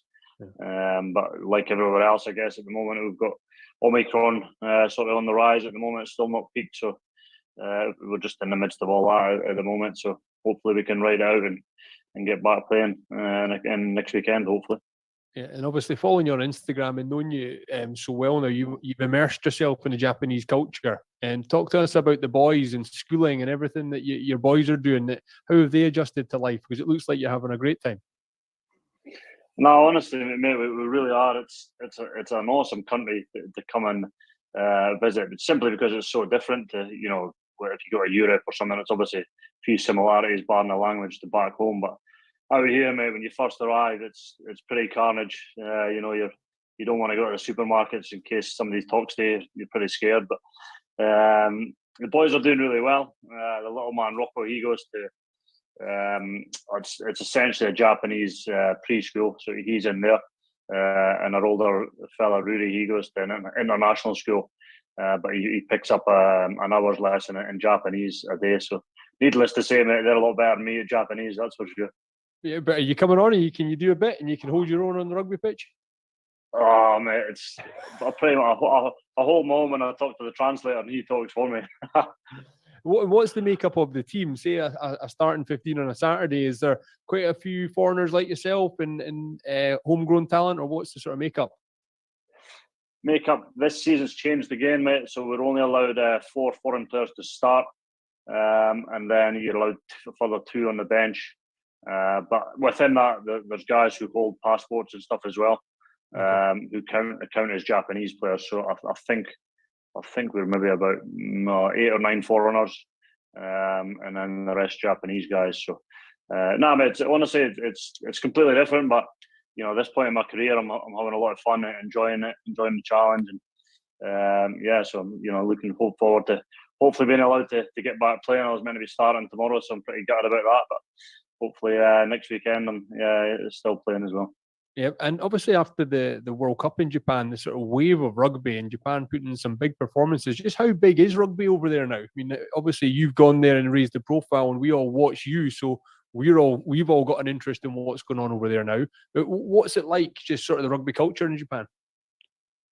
Mate, it's getting a lot bigger, to be honest, Nash, and I think that there's a lot of good coaches first and foremost in Japan. You know, and the thing is, they can attract 1 good coaches and 2 good players, because obviously all the rugby clubs are owned by big companies out here. You know, whether it be Suntory, Panasonic, Kobe Steel, Kubota, Hamlet, a team NTT Communications, which is a massive company as well. So the rugby is getting better and better. The Japanese players, to be fair, are also getting better, and they're really well coached at international level. So if they keep going on this trend, they're probably only going to get stronger. If that's for sure, because you know it's a really good ingredient, good coaches, good players, and the season short as well. So you know, it certainly attracts a lot of guys from the southern hemisphere to come up, play a short season, and then they can go back home. You know. Yeah, absolutely. And did I see you digging into a burn supper last week? No. Was it not you? Was on were you on the whiskey? Were you on the whiskey or something? I was on the whiskey, mate. It was just a little. Sadly, it's pretty hard to get a hold of out here at Haggis. So, but whiskey is pretty easy, mate. They're big on the whiskey here, so that's quite good fun. That'll be it. I've seen tartan last week in a whiskey. Yeah, and you're obviously got an involvement there. Is that something you maybe see in the future, the whiskey industry and all that sort of direction? Potentially, actually, yeah. It's you know, I'm obviously not getting any younger, so you know, going through all the things at the minute and a few things going on in the background, which is exciting.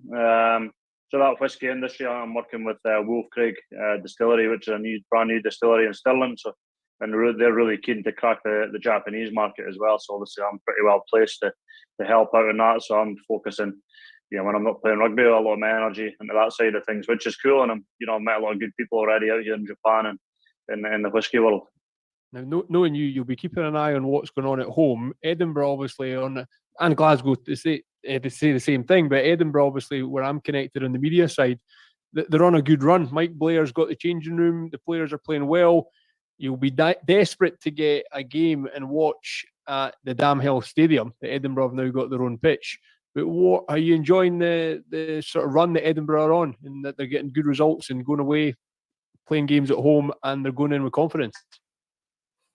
Mate, how good is it? I think it's, you know, when I look in now, I think the stadiums has made a bit of a difference, you know, well in the long run, you know, more and more. So obviously they need to be playing good rugby, which which Mike's got them doing, and I think that's awesome for me to see. But when I joined the club, Mike was at the club in Edinburgh, played this real sort of attacking, attractive brand of rugby. Now that's kind of what I learned, off Mike, off Mossy, Simon Taylor, all these guys. When I joined the club, that was the way Edinburgh played, and it was really exciting.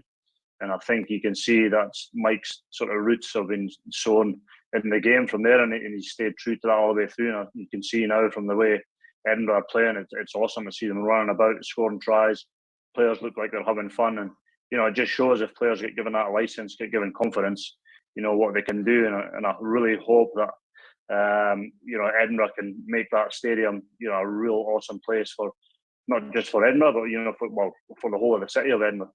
Yeah, absolutely. It's a fast pitch. You see Darcy hearing it down the wing and all that sort of pace. Blair's playing a lot at 10. What do you think of that? Blair at 10. Yeah, obviously, he played a lot of his rugby, I think, at the back before, and he's, the way he's built, he's probably, you're more used to seeing him out of the back and, taking the high balls and, counter-attacking. But I think he's adapted really well to it, and I think, a coach like Mike will be, really helping him develop his skills, and I think it'll be awesome for him. Even if he doesn't play there, in the next couple of seasons, it'll be awesome for him to have experienced that. But he's doing really well, and he's been selected in the Scotland squad to cover there as well. And I think it's really good for him having somebody, a couple of young scrum halves inside him. Ben Velicott, really exciting young player as well. And I think they're sort of bouncing off each other at the moment and playing really good rugby. That's it. And obviously Velicott and Ali Price, somebody you know very well from your days with the Scotland team. Velicott's a bit of a player. He's come onto the scene at Edinburgh. He's fast off the base. He's made a mark and he's in the squad. You see him pushing Ali all the way? Oh, well, listen, I think, Ali's done well over the last couple of seasons. He's been solid for Scotland. So, he's certainly a good player, that's for sure. But, yeah, really exciting to see Benny come in. Benny was actually in the Gloucester Academy when I was down there as well, so I know him a little bit.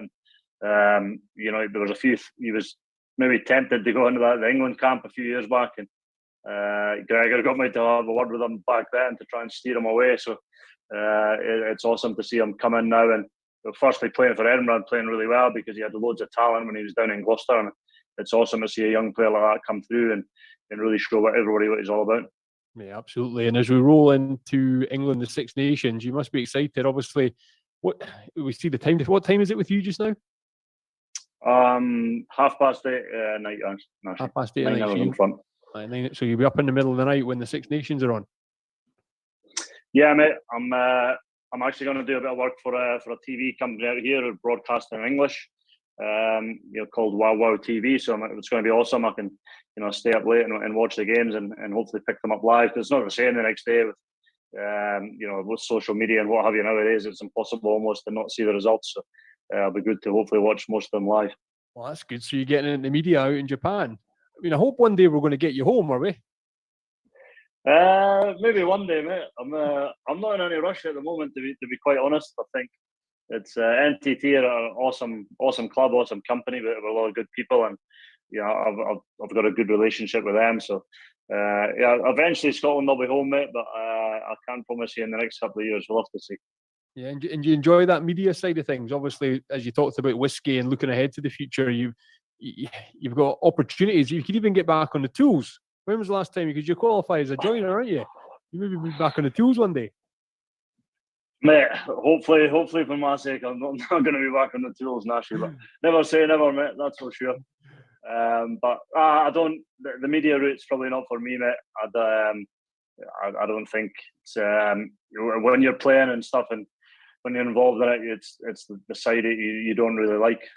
So I'd be very surprised if I end up getting involved. I don't mind doing the odd one, especially when I'm here in Japan. Bit of fun, staying connected from out here and stuff like that. But I can't see me being in it long term. That's for sure.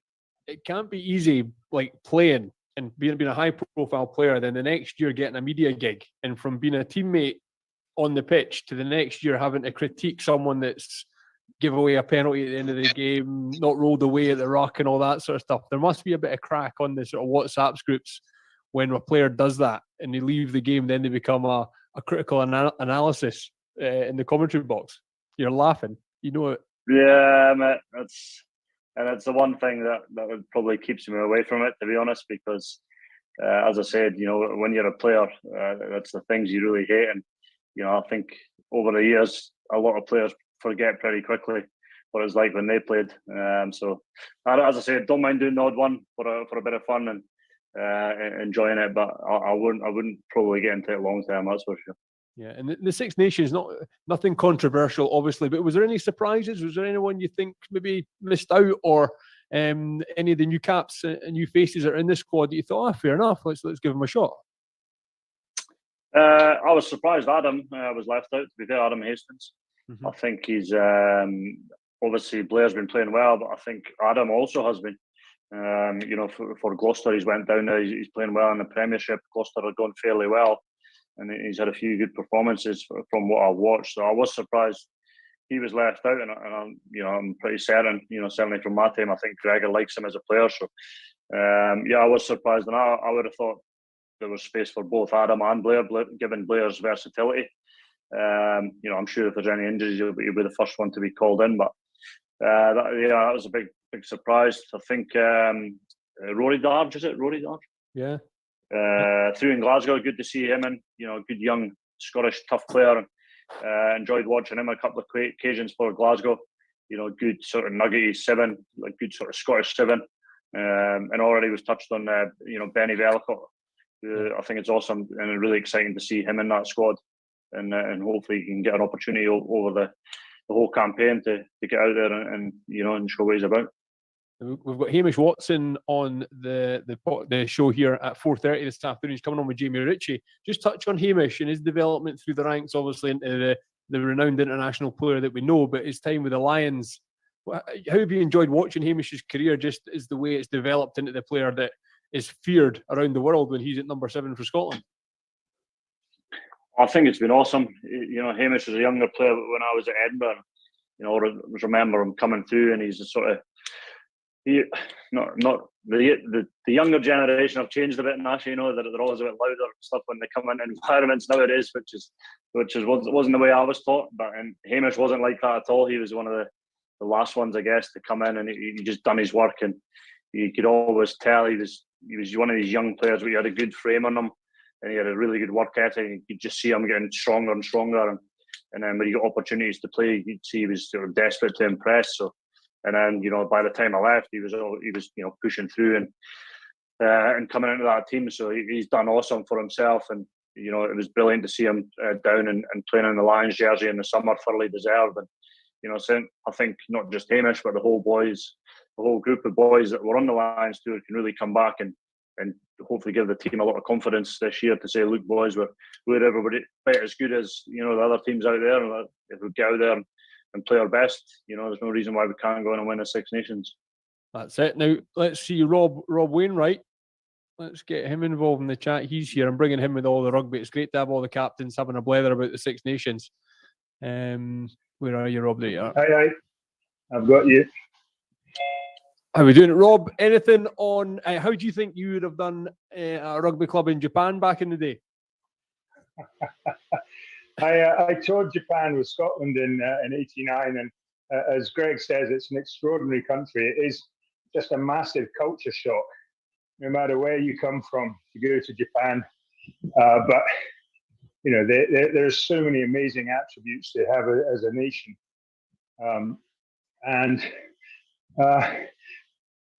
I could actually have played for Japan, amazingly, because my grandmother was born in Japan. And I never let the Japan Rugby Union know that. But I could have been a dual internationalist with Japan, but my course took me elsewhere. But it's great to see you. Great to have you with us for a start, Greg, and thank you so much for your support over the last 4 weeks. You've been fantastic. I think homesick. Even if you're not that homesick Scots are our best supporters in Hong Kong, Japan. You've got your little league there of die-hard supporters out in Japan. It's great to have you aboard. It's a pleasure to be here, Rob, for sure. I'm obviously working a little less hard than you are. Well, certainly this evening, morning your time, but it's been awesome, and you guys are doing a great job today for sure. It's awesome to see everybody putting in the hard work, and I'm certainly delighted to play my little bit from over here, and and then help the squad out. Rob, And what when mileage you're, so I had what mileage am I at? I'm it's covered by something at the moment. I'm at about 117. I'm someone's, I can't see his name. Someone, a Dodiator has come to help me. I've been towed around by my pal Steve Romans for much of the morning, but I had to let him go, and now somebody else, all I can see is the Dodiator. Someone's dragging me around, but I'm almost at the halfway point, and I've been listening to all the conversations with great interest, and the question I've got is, how many miles do you do in an average training session? Because nowadays you're all rigged up and they measure these things, and how many do you do in an average game? Yeah, man, it's a good question, Rob. I think in a sort of standard training session now, you're probably about 6 kilometers, something like that, 6 kilometers of running. Some of that will be some of that will be high speed meters, and then in a game, if you play 80 minutes nowadays, it'll be certainly here in Japan probably about that mark as well, 6-7K, sometimes a little bit more, maybe even 8K if the ball in plays high, which it tends to be out here in Japan. So even though I'm now 36, mate, I'll still want to keep some running in the legs if I can. Fantastic. And the style of rugby you're playing out there, in the last 2 World Cups, Japan have wowed us, and many of us old timers who've seen rugby get a little heavy and stodgy and camped on, on the try line for play after play with just bulldozers. To see Japan playing with a great win against South Africa 5-6 years ago, and then of course we came unstuck against them. Does that fit in well with your Borders rugby ethos as well? Is it very similar type to what you would have played at club level in your formative years? I think, yeah, it is, Rob, to be honest. I think it's just more the positivity around the rugby, to be quite honest. And you mentioned the Japanese national team there, coached by a couple of Kiwi guys, but throughout the whole league here in Japan, that's kind of the way everybody plays. Nobody really plays a sort of boring physical game. Everybody plays that high tempo running sort of rugby, and everybody kind of just buys into it. So it's really positive, awesome to play in. And it's certainly at this point in my career, I mentioned that to Nashi before, it's getting away from the sort of stodginess, I guess, as somewhere like France. Come out here, you can throw the ball around and have a bit of fun, and keep trying to develop your skill sets. It's great fun. Well, your skill sets is so in advance of what mine were back in the day. I've got a couple of very big hands, but they didn't do as I was telling them much. So I could run around the pitch all day, but actually I watched the game. I'm embarrassed to say I watched the game with a nephew from a back in the day game I was playing in. And I had to turn it off after I'd knocked on 5 times, which was deeply embarrassing. But the skills that the modern players have got played with us is it's chalk and cheese. It really is. Yeah, I think the game's. Oh, sorry, Nashi, carry on. You crack on. No, you go, mate. You go. I was going to say, are you still kicking the goals? Yeah, mate, a bit of both, really. We've got Oteri Black, who was number 10 for Auckland Blues last season. Oteri is only about 26 or something, so him and I were both playing tomorrow, and he sort of said to me yesterday, "Are you going to kick goals this week?" And I was like, "Oh no, only go this week." He's only 26, mate, so I'll let him crack on with the goal kicking, but I'm more than happy to step up when I need to. No, that's it. And are your averages still as good as ever? Yeah, they weren't bad last year anyway, Rob, that's for sure. They were up there last year. I've not kicked too much this year to date, so hopefully they'll all be met, but it doesn't get any easier. The older you get, I think sometimes the more you think about, missing basically. So But I've always enjoyed it, so keep trying to enjoy it, and if we can do that more often than not, they usually go over, thankfully. Do you know off the top of your head what your percentages were for Scotland? They were extraordinary, but witnessing it, and it must have been very impressive. Do you know what they were? I think in the region of 80-odd%. Right. That's for sure, Rob. But I only remember the ones I missed, really, to be honest. Well, luckily you're unlike some people like Gavin. Your career has not been defined by the ones that you missed. There's been some epic misses over the years, but I think you are free from that. So you may have a couple of memories we've forgotten that you'll just keep quiet about. Yeah, exactly. Guys, it would be remiss of me if I didn't mention the Lions. Greg, what are your memories of watching the '97, living with the Lions, with Rob and the guys all running about doing their thing? What memories, and then obviously going on to becoming a Lion yourself?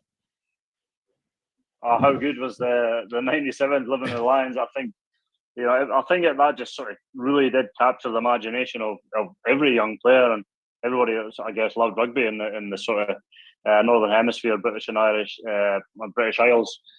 I remember Jim Telfer, characters like that, Keith Wood, people like that being involved and being big characters on the video as it was at the time, or the DVD, whatever it was.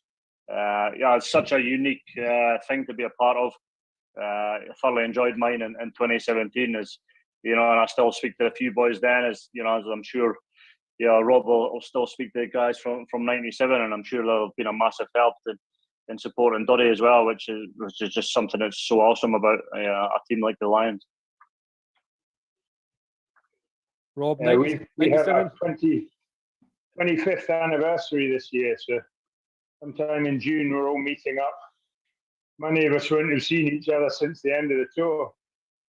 I'd love to know what's happened to Nick Beale. He's the guy I spent a lot of time with on the tour. I don't think I've seen him in 25 years. So it'd be lovely to catch up with people that I haven't seen. And then obviously Greg and Creamy and Each and others, Tatey. And, sadly from our small portion of Scots there, we've got Tom and Doddy both who aim to be there, but they're going to, they're not going to come in anything less than a fairly broken state. So we'll be wishing them well in the lead up to that, and hope that they're both fit enough to make it. Rob, just as you mentioned him there, how is Tom Smith? I'm not sure. I saw him at the Autumn Internationals, and he was in great form. It was lovely to catch up, and I, as is often the case, blagged my way in, which is quite a hard thing to do nowadays, into the president's suite. And how does that because I wanted to see, how does that conversation go when you're at the door? They just say no at the door. I can tell you, they say I don't care, because they're all just stewards that have been employed by a third-party contractor. And then someone will come up and get very offended that they're not letting me in. You know who this is? But they won't shift. So a phone call inside. But with Tom, I saw him coming to deliver the match ball at the beginning of the match. And it's like, it was a wonderful thing, but it's also a deeply worrying thing to see, an ex-teammate and friend. If he's coming on at half-time, it's not a good sign, is it? Or sorry, not half-time, too. At the beginning, if they're making a fuss out of him. So I was very worried that he was going downhill. And I blagged my way in, and he was chatting with Gerard Butler when I got there. So I had to, in order to catch up with him, I had to put my son Alex, who came in with me, I put him to keeping Gerard occupied. And he had a great wee chat with Gerard, which was a big thrill for him. And I caught up with Tom, who wasn't looking the best. He's such a stoic character that he puts up with all the horrors of chemo and, underplays how bad they are.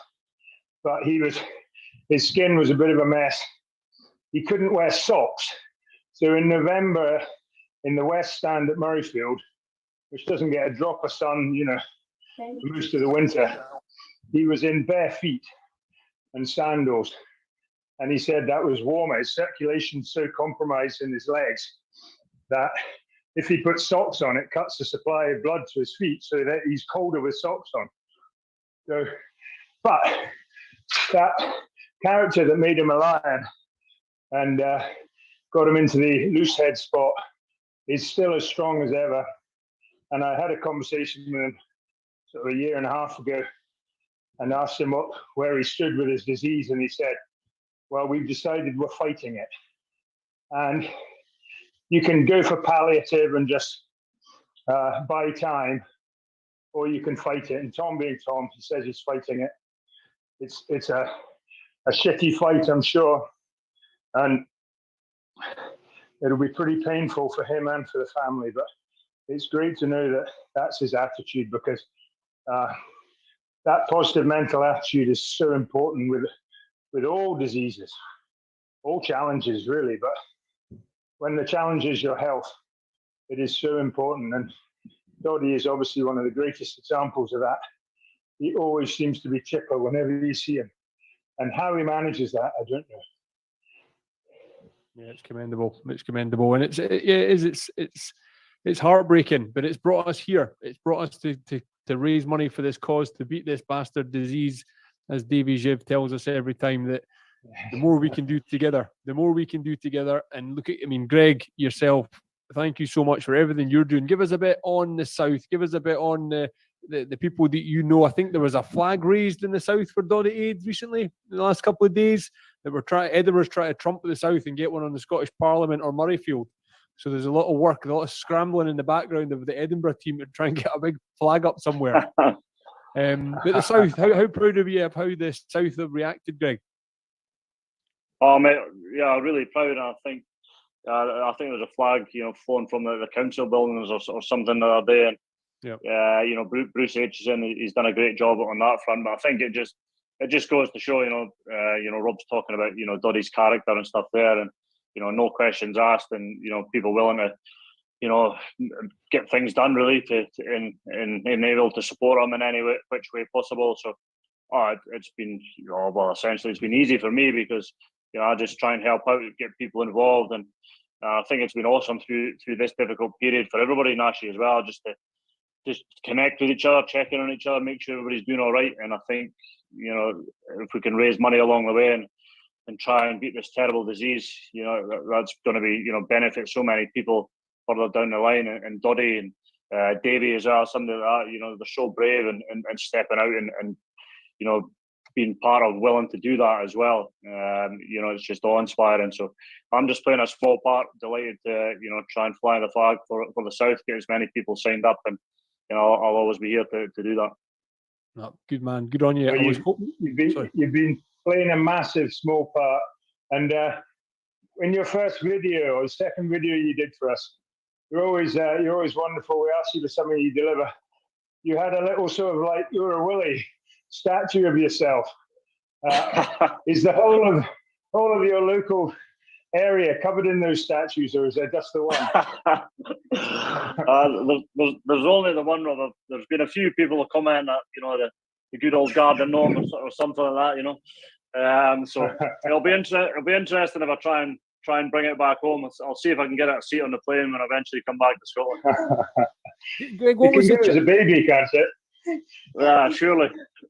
What was the chat? Remind us. Obviously, you're in Japan now, but at the World Cup, was there not a bit of a fanfare around you? Did a certain interview go well or something that you were the kind of one that they latched onto, became a sort of fan favorite in Japan?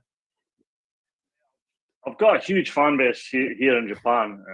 How it actually came about was when Japan beat South Africa in 2015. I think because rugby is not big in Japan, I think there was maybe 3 or 4 million people in Japan watched the game on the TV.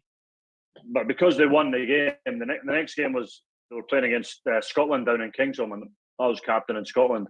And I think the TV audience was something ridiculous, like 50 million people or something in Japan, simply because they'd beaten South Africa. I was playing, as I say, I was captain in Scotland, kicking goals, and I think I was awarded man of the match or something. And I never since that day, I was, I had a massive fan base here in Japan. So it's been pretty weird, really, to be honest. Actually, I'm walking about Tokyo and I've got people recognizing me and stuff like that. So it's funny, and I'm just trying to have as much fun with it as I can, I guess. What's that like? And the talks of Japan and that World Cup, where were you playing? What club were you at? When I was at Gloucester at the time, and we played Japan at Kingsholm. Yeah. So you're at Gloucester, but then did Japan come on the radar as a potential place for a club then, or was it only at a later date in your career? Yeah, I was actually offered I was offered a contract. I think I was still at Gloucester by a club here, but it was way too early, and I never really entertained it because I was either going to stay in England or head out to France. And then obviously I've done that. I spent 3 years in France, and then when I came back out to the World Cup in 2019, that's where I started picking up a bit of interest. Had a few clubs interested and wanting to talk to me. So that's essentially where it all came from. What a journey! What a journey! Because obviously you've had the time in France as well, England, France, and now Japan. Mate, congratulations on such a great career that's still ongoing, and you could probably still do a job in the Scotland number 9 shirt, couldn't you?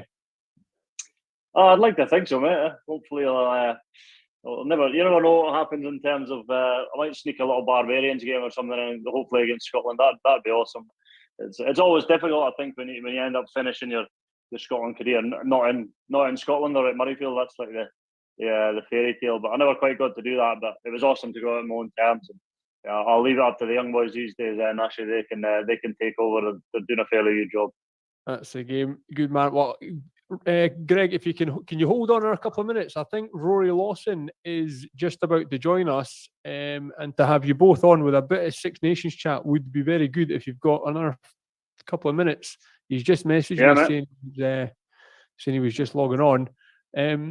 Rob, as a former British Lions back rower, Scottish back rower, the way our Scottish back row is preparing for the Six Nations, what do you think the starting back row will be? Well, given that they're both coming on, I think they're shoo-ins now in terms of Richie and Watson. It's funny, I've got to be careful how I phrase this, but let's call it a question mark. We haven't got an out-and-out number 8 who's staked his claim thus far. So there's a slot open for someone to really come in and turn an extremely good back row into one that we feared throughout the world, because I think we've got 2 excellent operators in our 2 flankers, and we just need to slot a number 8 in. I'm not sure who that's going to be at that stage. We've tried a few, and no one's really said this is my spot yet. So we'll watch that space. And I just had a last thing before I let Rory take over. In the club, the Doddy Egg Club competition, Greg, I think Jed are doing really well, but they're sitting in about 3rd. So you might need to put a wee call to arms in the next 2 weeks, because Ellen and Dundee High School FBs are in the lead in the club league, the biggest club league. So you just need to get all your pals back home at Jed to get signed up for that league. You better move from your Japan league over to that league. And I'll help them out. I think Jed could take it. Jed could take it. There you go, mate. That's what I said at the start when I was trying to get the South involved. Is we're a small place, but always punched above our weight. And a club like Jed, obviously, doing me proud back home. We're a small town. We're only about 4,000 people in the town. Obviously, the rugby club's a lot smaller, so they've been doing an awesome job, and it's just awesome to still see the club support me. And certainly when I'm back home, I'm get down there and help them out. Superb. Rob, is the prize for the winning school still that you're going to turn up and do a coaching? I think there may be someone they want. The school one, there are 2 prizes. There's a whole set of kit for everyone that signed up to the league, which is drawn from all the schools that get over 10 people in their league. There'll be a draw for that. But the school one is me or maybe a current international will come and do talk to the school and do a session with them. The club one is a training session from Gregor Townsend, so I'm not sure if Jed won it, whether they want a Gala boy down there with the. Nah, they'll just wait till I get back home, Rob. Hey, when will you get back home, though? I'll be back home, regardless if I end up staying out here. We'll be back home probably June at the latest. We'll be back home for a couple of months. Excellent. We'll slot you in for a pre-season training session with somebody then. Sounds good. More than happy to help. Greg, I won't keep you too long. I'm not sure I can. It's usual with so many people here. Rory Lawson, if you're on the call, give us a shout. I'm just trying to see if he's in the waiting room. There's no one in at the moment. No, that's not him. Rob, I'm just going to mute you. Greg, I won't keep you. You've done a lot longer than I said we would have you on for. I really appreciate it. It's been great for you to join us, mate. I really appreciate it. And so does all the riders. It's been brilliant to have you on, to hear about life in Japan, everything you've been doing, obviously, and with the Six Nations coming up, you've been there and done it. It's an exciting time in the next couple of weeks. So all the best to you and the family, mate. Thanks for joining us. Top man, that's it. Appreciate it, mate. Yeah, everybody that's doing the ride, bloody brilliant work. It's awesome to look back and see, and for everybody that's been involved in Doddy Air. It's obviously not yet finished this year, so anybody that's from the south, please keep sticking in. Let's get us up to the top there, but more importantly, keep raising some money, doing an awesome job, and take care of everybody. Hopefully see you soon. Good on you, mate. Okay, take care. A lot of thumbs up for you, Greg. Thanks, mate. Bye-bye, mate. See you later. Bye-bye. Okay, what a man.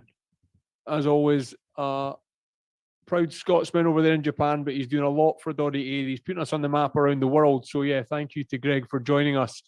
Rory Lawson should be with us quite soon. Following Rory, hopefully Ailey Barber can join us. And then it's on to the afternoon run with Sir Steve Redgrave at 1 p.m. Mark Beaumont and Steve Bate at 2 p.m. Sir Chris Hoy, 3 p.m. this afternoon. Really looking forward to that one, as all the guests are going to be exceptional. They're giving their time to us. They're giving their time to you. They're doing their best to get you guys through the miles. And here, typical. Here's the man himself now. Here's Rory Lawson. I'll just let him into the waiting room. And he will join us. Rory, are you there?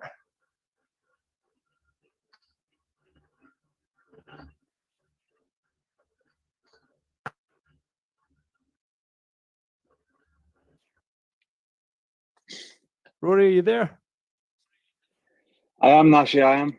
Hello, mate. How are you? Oh, there you are. It's typical. We've just let Greg go, so it's you, me, and as always, when it's rugby, I'll bring in Rob Wainwright down the line. How are you, mate? Thank you for joining us. No worries. Sorry, I'm a little bit late. I'm well. I'm actually up in Dollar at my folks today. We've managed to come up here and get a little bit of respite from the Rascals for a few hours anyway. So I am watching on. I have to say, Nashi, I've just walked down to the village with my folks and India, my wife, and the two boys, and 5 of the women who are taking on the Edinburgh to Cardiff cycle were sat outside the local deli on their turbo trainers putting in a shift. So they put me to shame, and I've come up here with my tail between my legs. So otherwise, I'm good. No, mate, it's good to hear. And sometimes you need that a bit of time away from the kids, a bit of mum and dad time, absolutely. But mate, that doesn't surprise me that there's people just on the streets on turbos when I see the effort that everyone's been putting in since 6 a.m. this morning. There's folks going for 240, there's 5 miles, there's 100 miles. There's reports coming in of people saying I was going to do 50, but I've ended up doing 75. It's incredible. There is currently 100 people on this Zoom call, and then there's others watching across live media on Facebook, YouTube, and Twitter. So, mate, you know how this foundation runs. It's relentless. It's constant, and these cyclists are putting the effort in.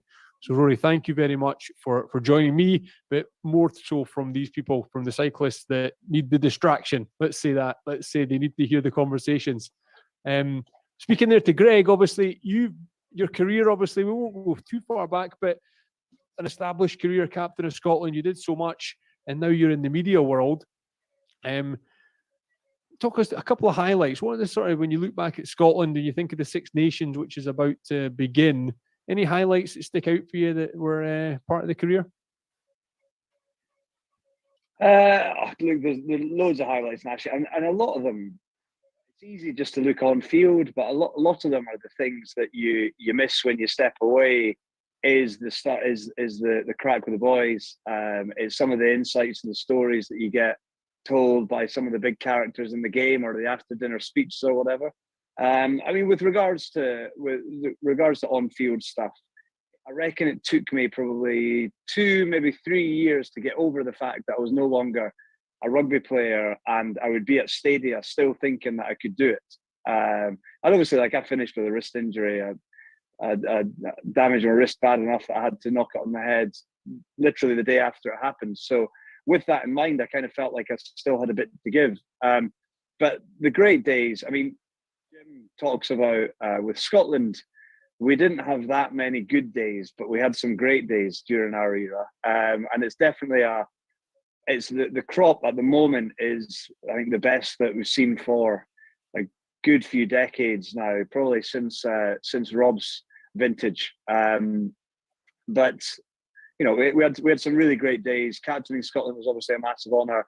I think having some big characters around, but creating friendships that last a lifetime. And you may not communicate with people all that much, but you know that if you cross them in the street, you'd look across. And I think it's Ian McGeechan told that story about the Lions, didn't he? You look across the street and you clock someone, and then you go across, and it's that embrace, knowing that you've done the battle with them, and that never leaves you. So I guess an example of that would be Nick DeLuca, who's down director of rugby at Uppingham School. And Nick and I were great pals with Edinburgh and Scotland.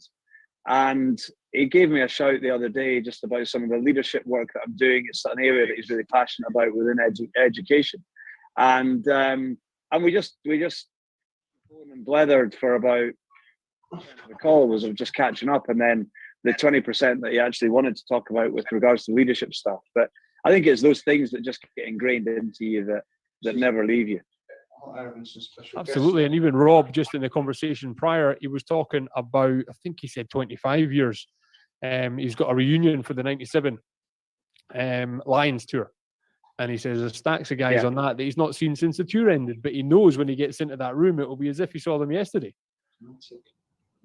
Imagine 25 years. And when you think about some of those characters that were on that tour, when rugby was proper rugby, and the living with the Lions is, the vintage for you and I, Nashi, whereby the DVD, you'd sit down and watch it again and again and again while playing Jonah Lomu and the rugby on another screen. So yeah, those were the proper days. Those were the days. Jonah Lomu rugby. I mean, I'm not that much of a gamer, but I don't think there's been a better rugby game since.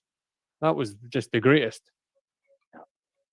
It was. If any of these coders or gaming people out there, I guess maybe the laws are too complex now. You can't have 15 Jonahs just running over the opposition when you reach the special stages of Jonah Lomu rugby. But no, those were the good old days. A Chester Williams handoff and all that sort of stuff. Aye, the good old days. There you go.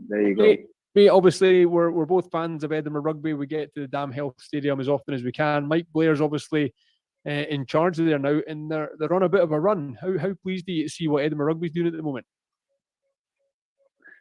I'm delighted. I think listening to the chat from inside the camp, seeing the energy within the boys and the squads, seeing the results, and then also, I listened to Big Jim's pod in the week, and he had Mike on, and just being able to hear Mike, be so candid and willing to connect with the media, understanding the importance of it. I think there's a general shift in the sport now to be able to pull new people in and engage the fans who have been there through thick and thin. There is a need for them to engage with the media rather than run from it. And certainly we're seeing that with Edinburgh. I think Mike's done a great job. He acknowledged the work that Cocker's put in prior to taking over, but there's been a massive shift in the mindset. There's been a massive shift in expectation for what boys expect when they turn up to training. I think the enjoyment that the guys are getting that really is coming out on field, playing an exciting brand of rugby, and obviously you're going to be measured on results. And Mike's been able to create some results, which is fantastic for Edinburgh. I think Edinburgh and Glasgow, even Glasgow have taken a bit of a knock in Europe over the past few weeks, but on the whole, there's a lot of guys who are now in the frame for Gregor Townsend, who are bang on form, playing some good rugby, and rugby that's aligned to the DNA that Gregor wants to have running through the national team as well. So it's Scottish rugby's in a good spot. I often say that at the end of January, and I've been stunned heading into February historically. But I believe this squad are the best that we've had for a long, long time. So rather than it being false hope, I think there's a genuine quality within this squad that can have them compete. Yeah, totally agree. I wanted to just touch on something a little bit off topic, but it's on the media side of things. And I asked Catherine Granger earlier, who I was just talking about the effect of social media and players, and obviously with podcasts that are out there, with TikTok, with Instagram. What do you see the value for players these days in the way they've got to perceive themselves on social media when they look at the end of their career? Because some people won't be on social media, others work really hard at it, knowing that followers bring money in future. Yeah, it's a really fine balance in general, I think, Nashi, with there's no getting away from it, and there are very few people that don't engage with it to a certain level. I think across all walks of life, there are people who waste an awful lot of time on social media. So getting that balance between making it work for you and getting yourself across, whether that's engaging with your family and friends and allowing them to give an insight into your life without having to connect with you all the time. In some ways, it can be called anti-social media as well, because you go into a cafe and see everyone sat on their phones flicking through Instagram or TikTok or whatever the kids do. I think there's definitely a place for it. There's importance to it. I know some players who hand their social media over to their agents to run, because now you have social media departments who understand the commerciality that you can get from social media, but at the same time, that the personality can be lost a bit if that happens. So it's a really fine balance. I think most people find that there's a place getting that balance between creating an impact, getting your personality across, getting a bit of fun from it as well, is something that people are constantly working right across that scale. But I don't think you can get away from the fact that there are potential employers or people out there who see value in it to a monetary level.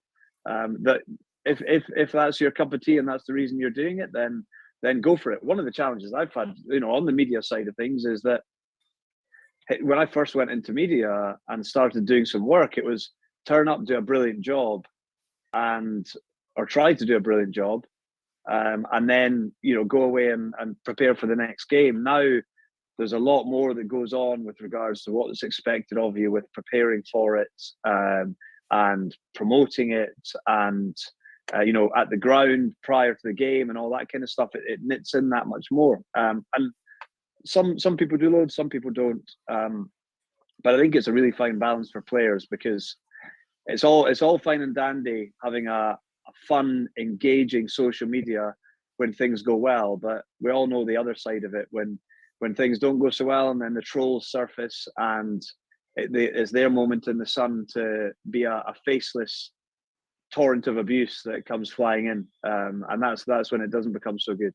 Yeah, absolutely. Now that man over your shoulder holding the microphone, he knew a thing or two about media. He did. We all greatly miss him. But this week, remind me, what was it? There's an occasion this week, a memorial for him.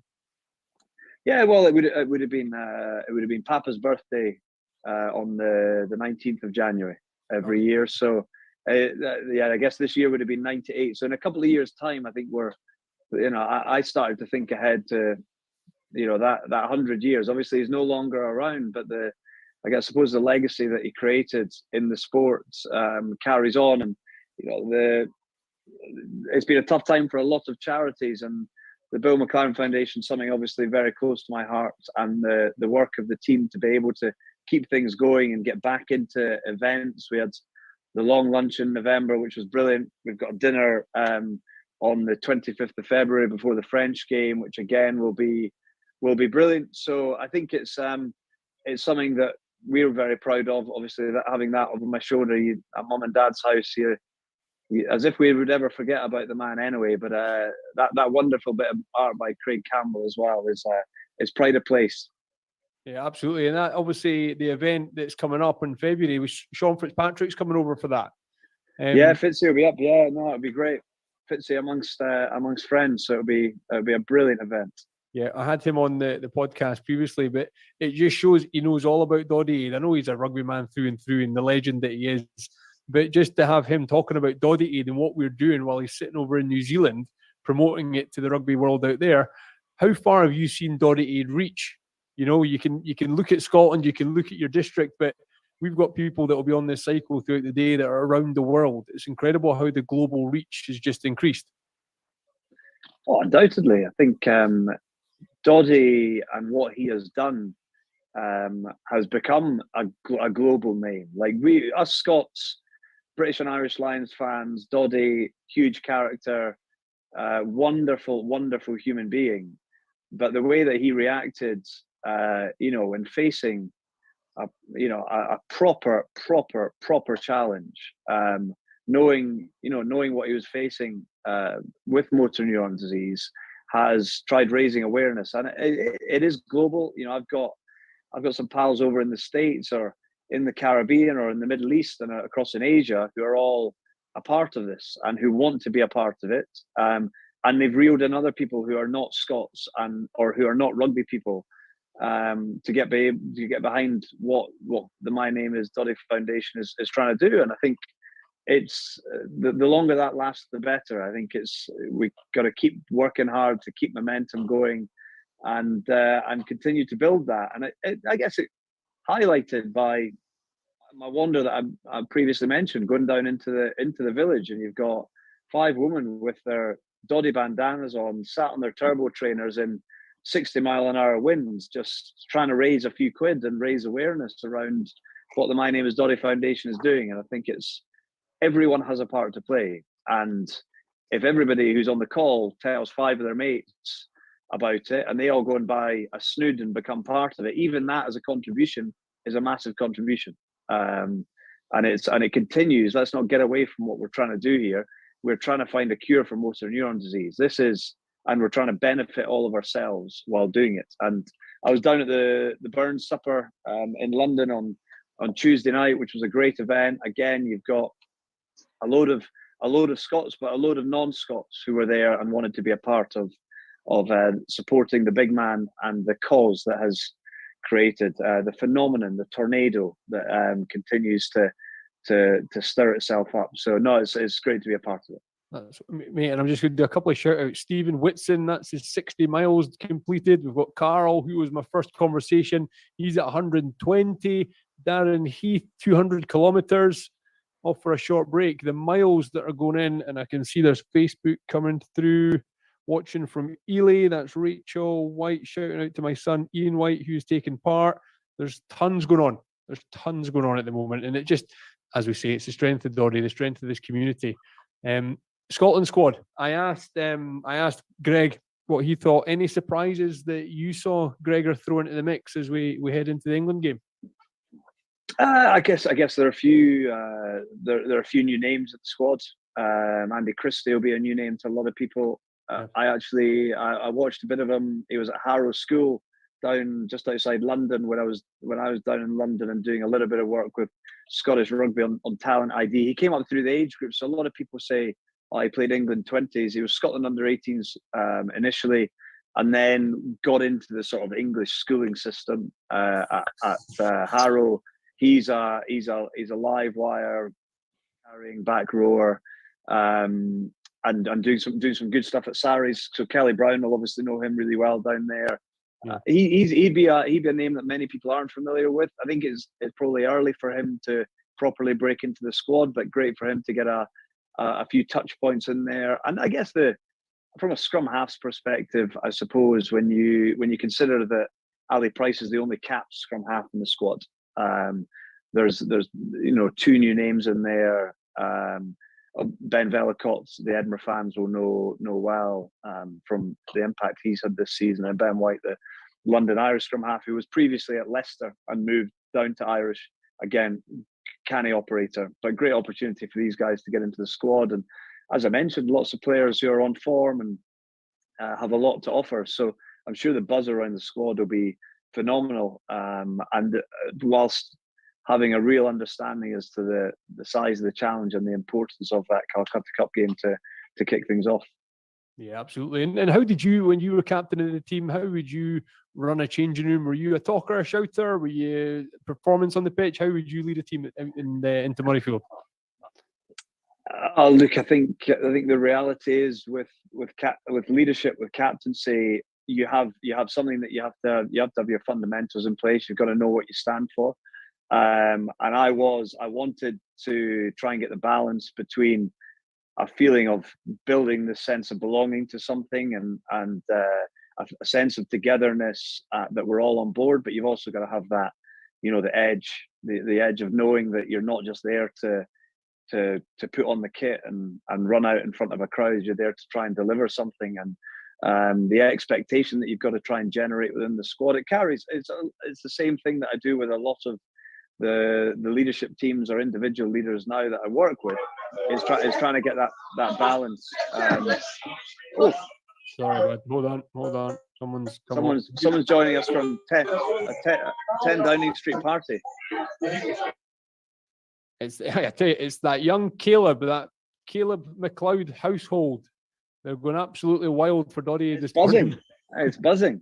Sorry, leadership. Leadership. Yeah. No, I am. I just think it's in many ways you've got to create the environment first and know what you're going to be measured on, understand what's expected of you, so getting that expectation right, and then from there does have to be a fun element, but also the difference in characters, the difference in people, understanding what makes one person tick that is at the opposite end of the scale to what might make somebody else tick, and being able to try and create something that unites everybody, but also know that if there's a quiet moment whereby you've just got to push a button of somebody, you kind of know how to go about it. And I guess in the change room perspective, to paint the picture, you've got your guys who just want to go out and smash somebody, and they just want to carry the ball, and they don't see space, they just see human beings, and they want to feel someone try to belt them and win that collision. Then you've got your thinkers who are focused on their own performance and tuning in and understanding the detail, and then you've got all of those things in between, and understanding the people, and how you engage them away from just being rugby players or delivering a function. So that was kind of my approach to things. I've had several scenarios whereby you've got to try and lift changing rooms, lift squads off the back of losses, and try and generate belief again. And I think that's a big thing that, certainly during our day, whereby it was a proper roller coaster, we didn't generate that many consecutive wins. So you're always trying to refocus the mind on what it's going to take to be able to create positive outcomes. It's. I guess as well. I was having to be a decision maker on field. I had to get that balance right between the process and the emotion. So it's something that I was always aware of. There are probably better people to comment on what I was like as a captain, because you sometimes don't always see what you do. But I'd always just want to try and be somebody that created expectation on others, but also wanted to create an environment whereby that people wanted to be a part of. Absolutely. Well, I've just unmuted the main man, Rob Wainwright. Rob, I want to know any interactions there must have been with Bill McLaren over the years. Were you ever in that commentary booth? Did you see him in conversations?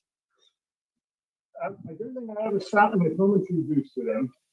Like all players from many eras, first meeting Bill, I'd been down at university, I've been playing in England at Cambridge University for 6 years while I did my degree.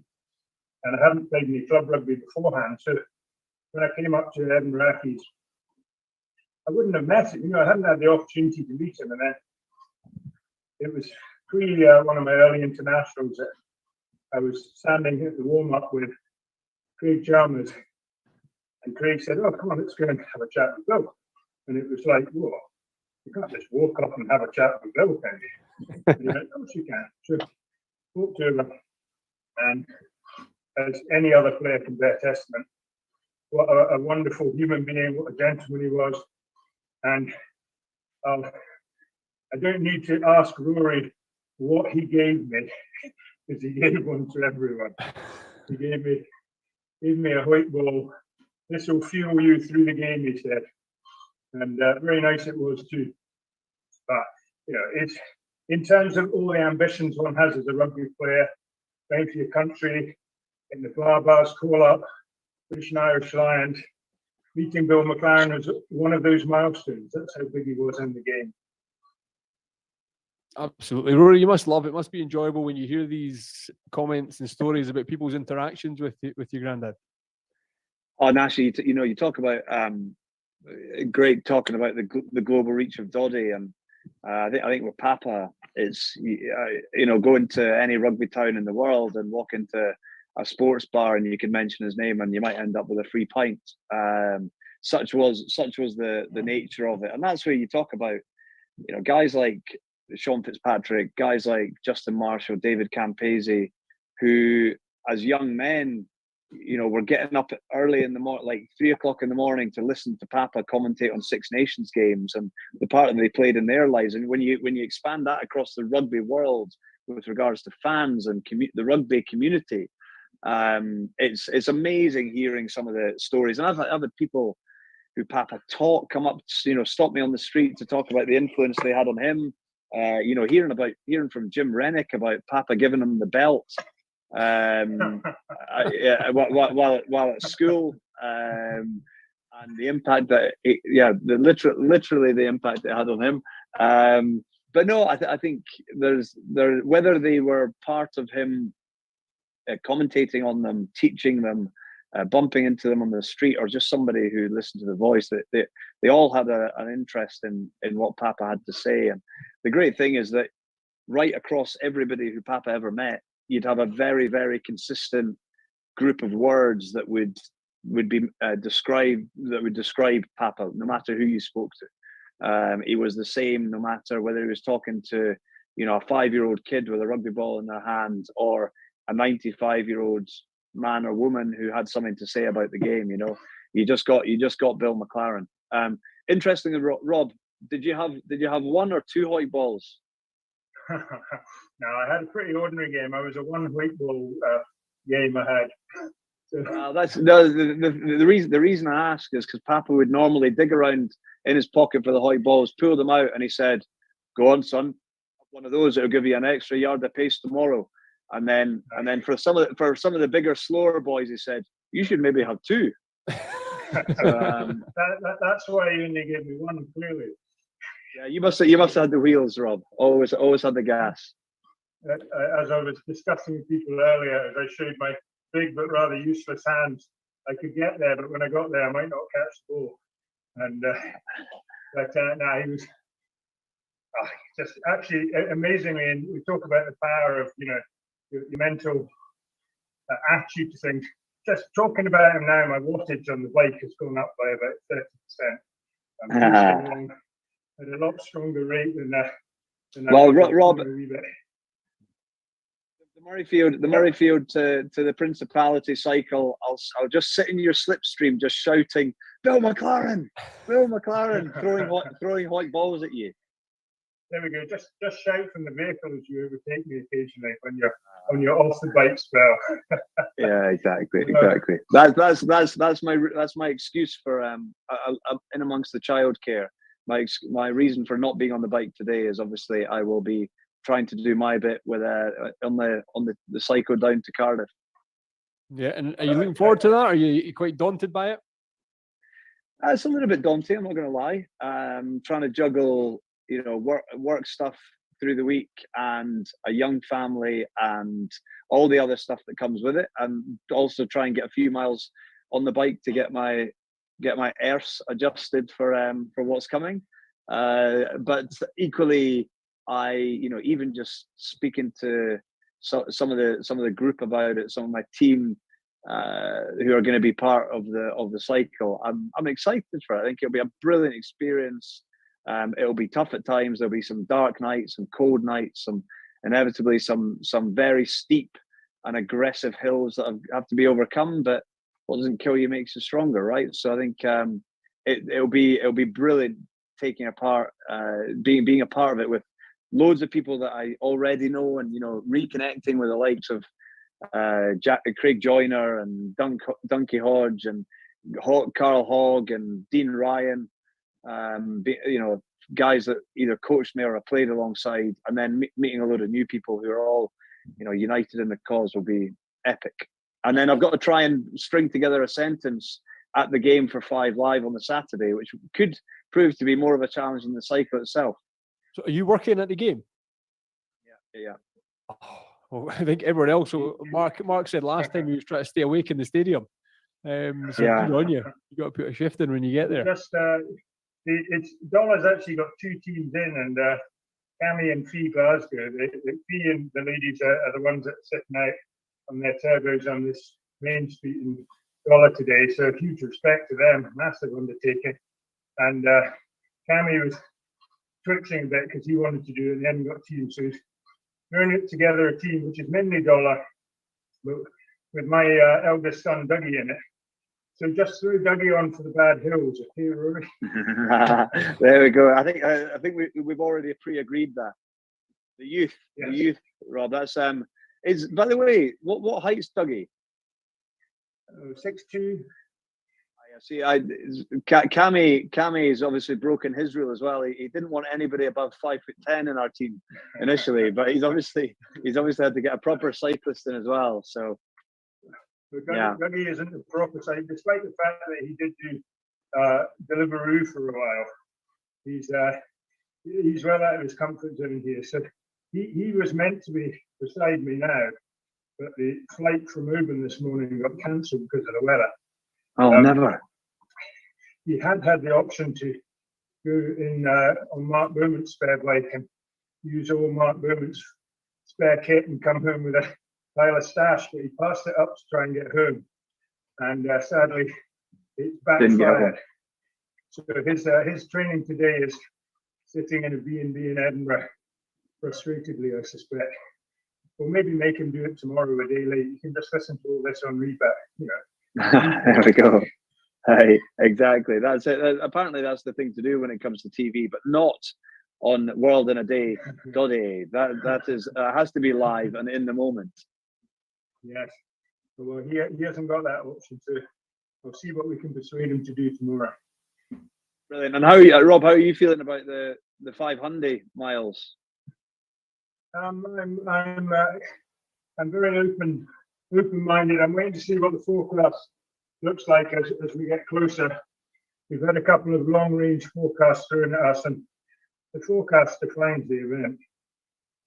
If we've got high pressure and tailwinds from the north, we're going to have a lovely time, unless there's 4 inches of snow on the road.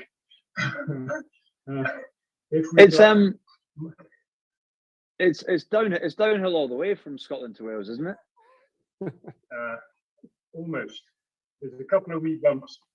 But the last 146 miles are broadly downhill from the top of the hills above Aberystwyth to our destination. And sadly, you're going to miss a bit of that. I don't know when you're sliding off to be a 5 Liver.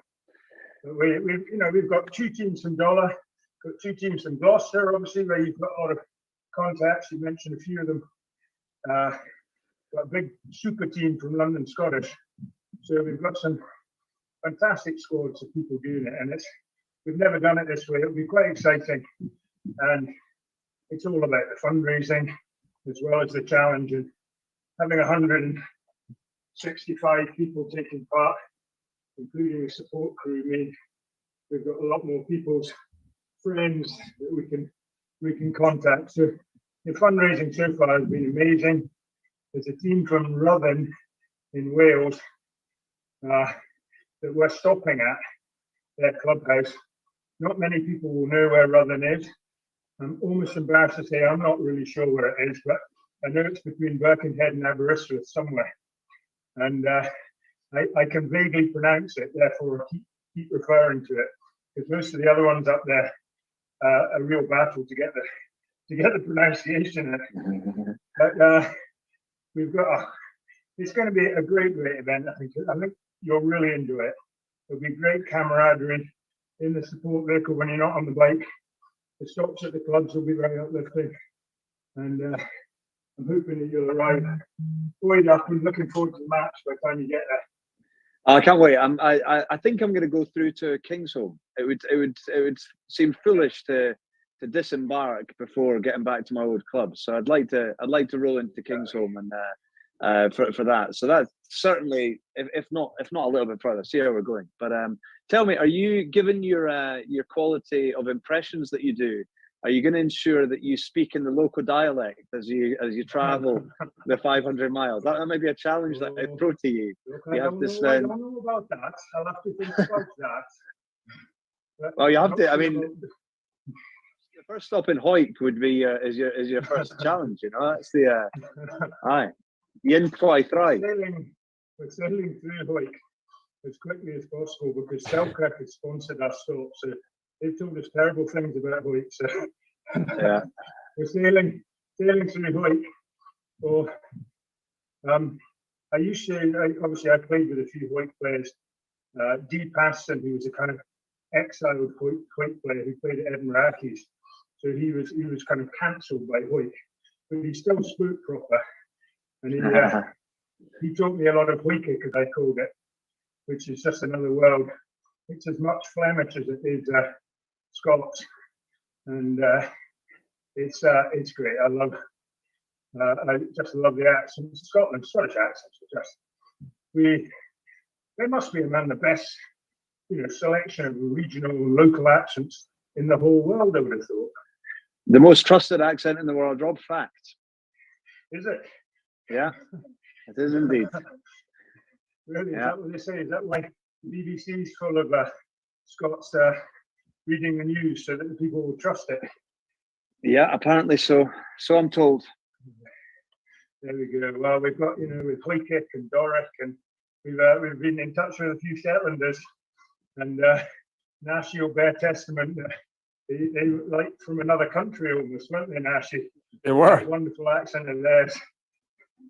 They were. I think they're still on. I think one of them was well over 70 kilometers. They're still, we're on 91 riders at the moment that are online. There's people still ducking in and out. There's 2 more waiting in the waiting room. It's constant. The effort that is going in across the country, across the world at the moment on this Zoom is just phenomenal.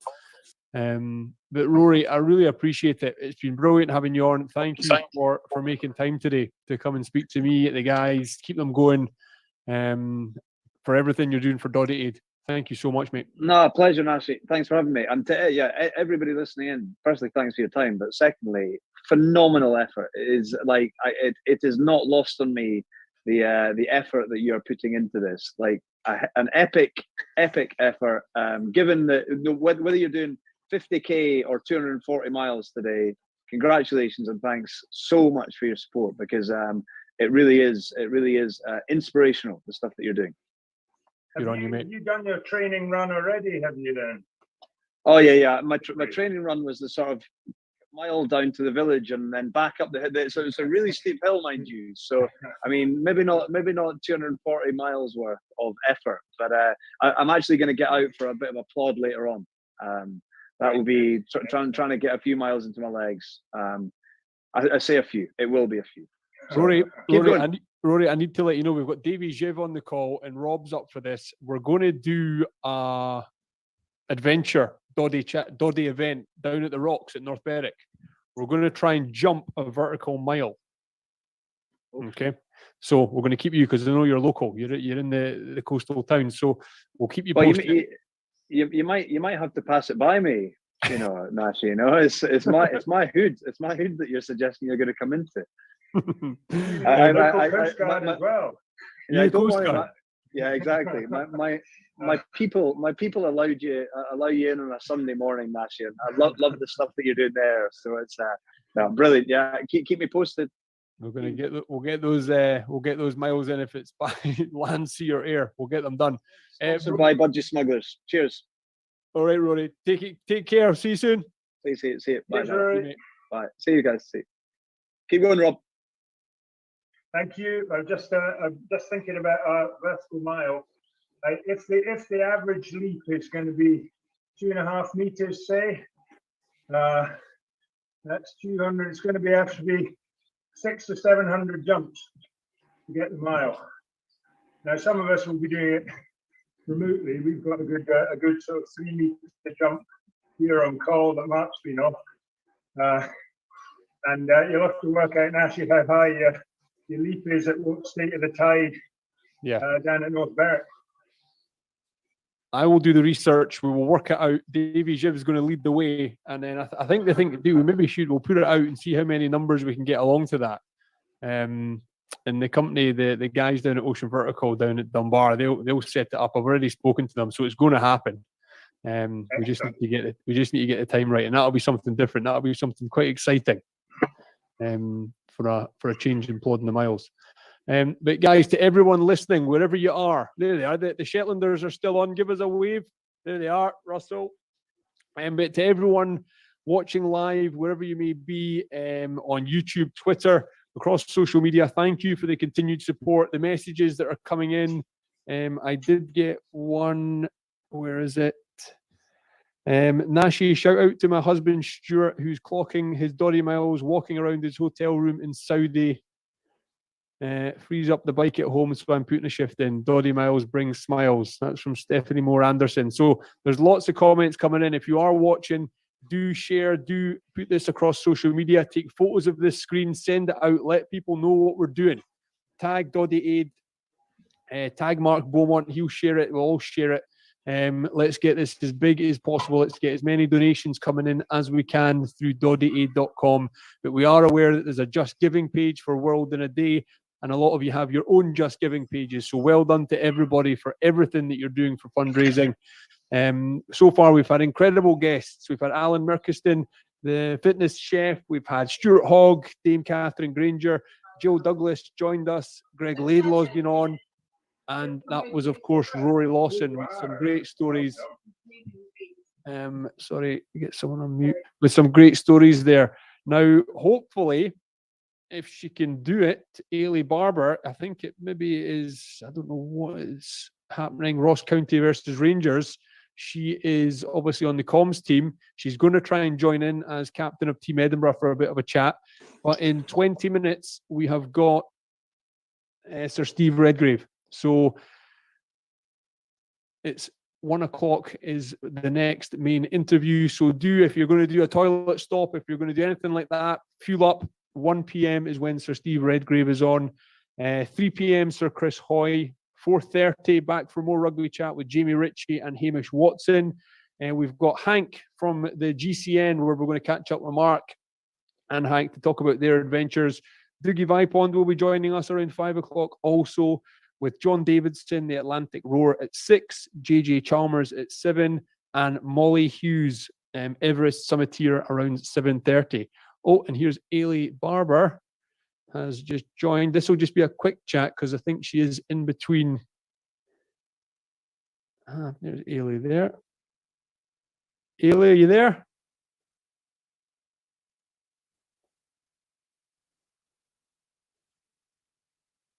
Connecting to audio. Hi, Ailey. How you doing?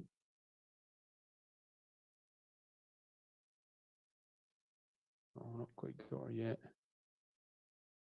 Oh, she's moved. Ailey, can you hear me?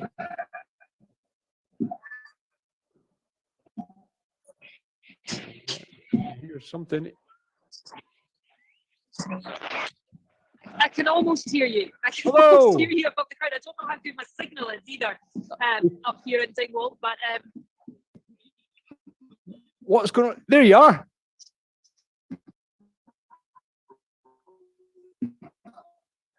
So you're in Dingwall. How's it all going? Oh, we're not getting a signal, Ailey. We're not getting it. Is it working? Oh, I can hear you now. I can hear you now. It's not great up here, the old signal, I'm afraid. No, we're not getting you. We're not getting you. Full stadium thing. Ailey, we're not getting you. We're just getting.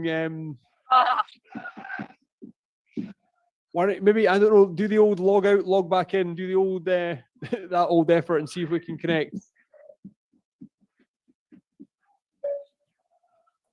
I'm sure she said outdoors there. Did you hear outdoors?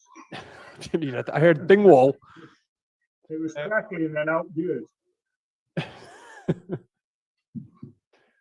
That would be some way to do 240 miles up and down outdoors. She's still there. I'll see if we can. Ailey, can you hear me? Yeah, I think I've got you now. Have I? Yeah, keep going. Just keep going. Tell us what's going on.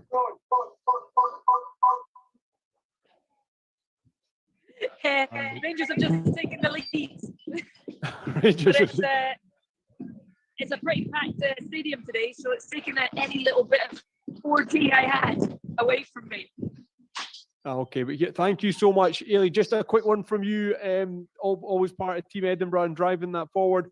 How happy are you for the success of Doddy Aid so far? Hopefully you can hear me. Oh, it's been incredible. I can't believe for the second year in a row, and it's having such a big impact once again.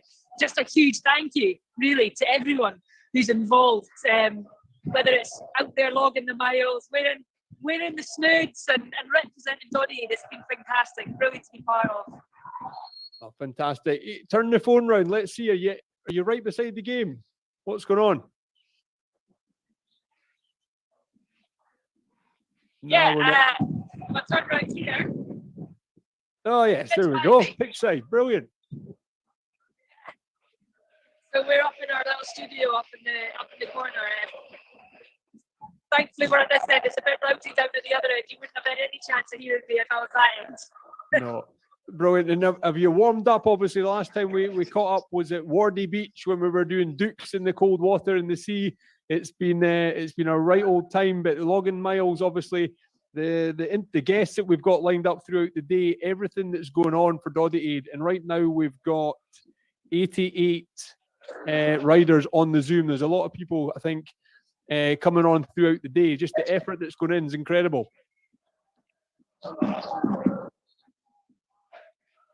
It's fantastic. I think you're all amazing cycling all those miles. Can't wait to see what the total is this year. Obviously, if I wasn't here, I'd be on a bike doing it with you. Obviously, cycling's not my thing.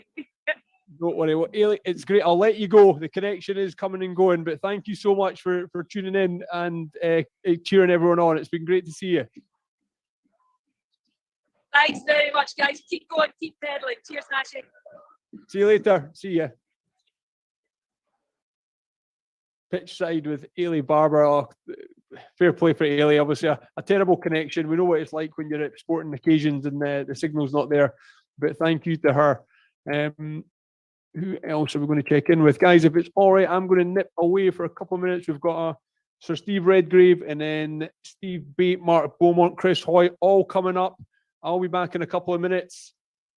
Keep going, and the efforts, there's no one else at the moment that is trying to speak to me. Guys, I'll be back in a couple of minutes and getting ready for Sir Steve Redgrave at 1 p.m.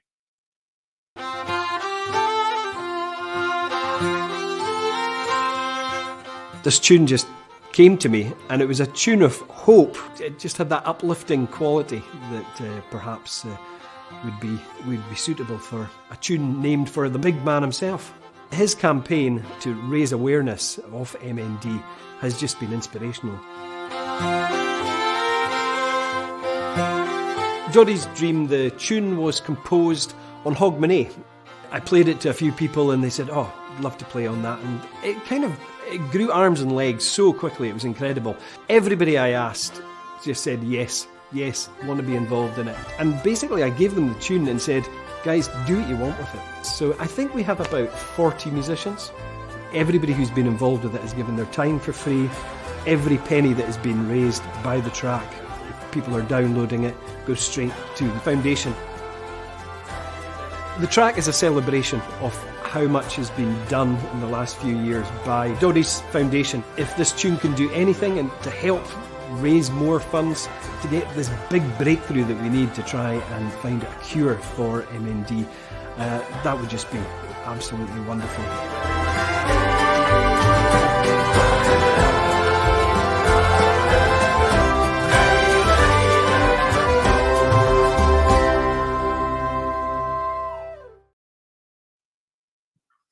You can keep the Zoom link going.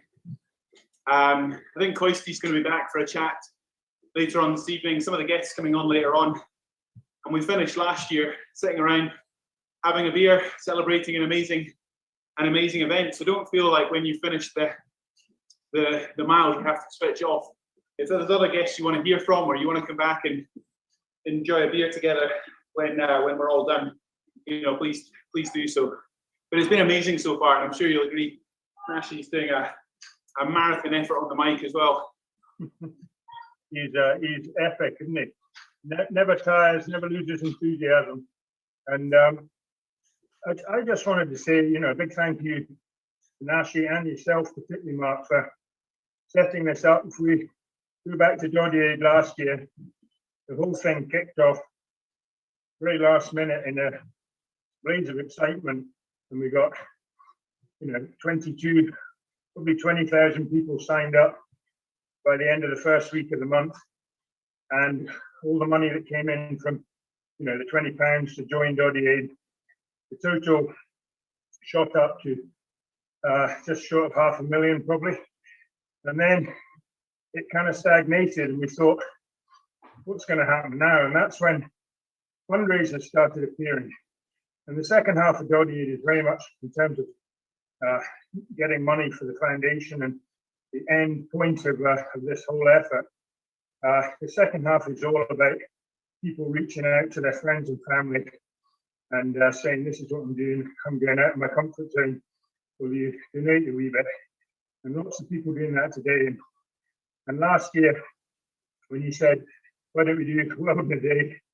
And I think we threw it together in a week as well, did we not, Mark? Yeah, it was a very last minute effort last year. I mean, there was already, I'd say we'd run it before 4 times for NHS charities together. So we kind of knew how it worked online. The very first time we did World in a Day, we actually did it on the road. Went from Machrihanish near Campbelltown to Aberdeen. So if you want to know how far 240 miles actually is, you do that beautiful diagonal across Scotland, touching the top shore of Loch Lomond and ending up going through Crieff, basically following, over Glen Shee. You got the nice climb, that valley, heading into Aberdeen. So, the bottom of the Argyll Peninsula to Aberdeen is a good old stint, and that's, 1 day of the circumnavigation. So, whilst it's hard to conceptualize after you're pedaling hard and going nowhere, just appreciate that as you draw that line on a map. It's a huge distance, a double century plus. And we organized the event last year and it seemed to go well enough to try and do it again. But I appreciate this year we're not in lockdown the way we were last year. People are traveling again, people are juggling a lot more than they were this time last year. So in one sense, we had like a captive audience last year and everyone was desperate to do something, meaningful and hard while stuck at home. So I take it as a huge compliment that so many people have signed up this year, and actually the event's bigger than last year because we've all got so many other things that we can be busy with on our weekends. And for everyone to have jumped in and made the effort and created this virtual peloton, I think this year is harder than last year just because of the nature of everyone's busy lives. So no, it's been fantastic.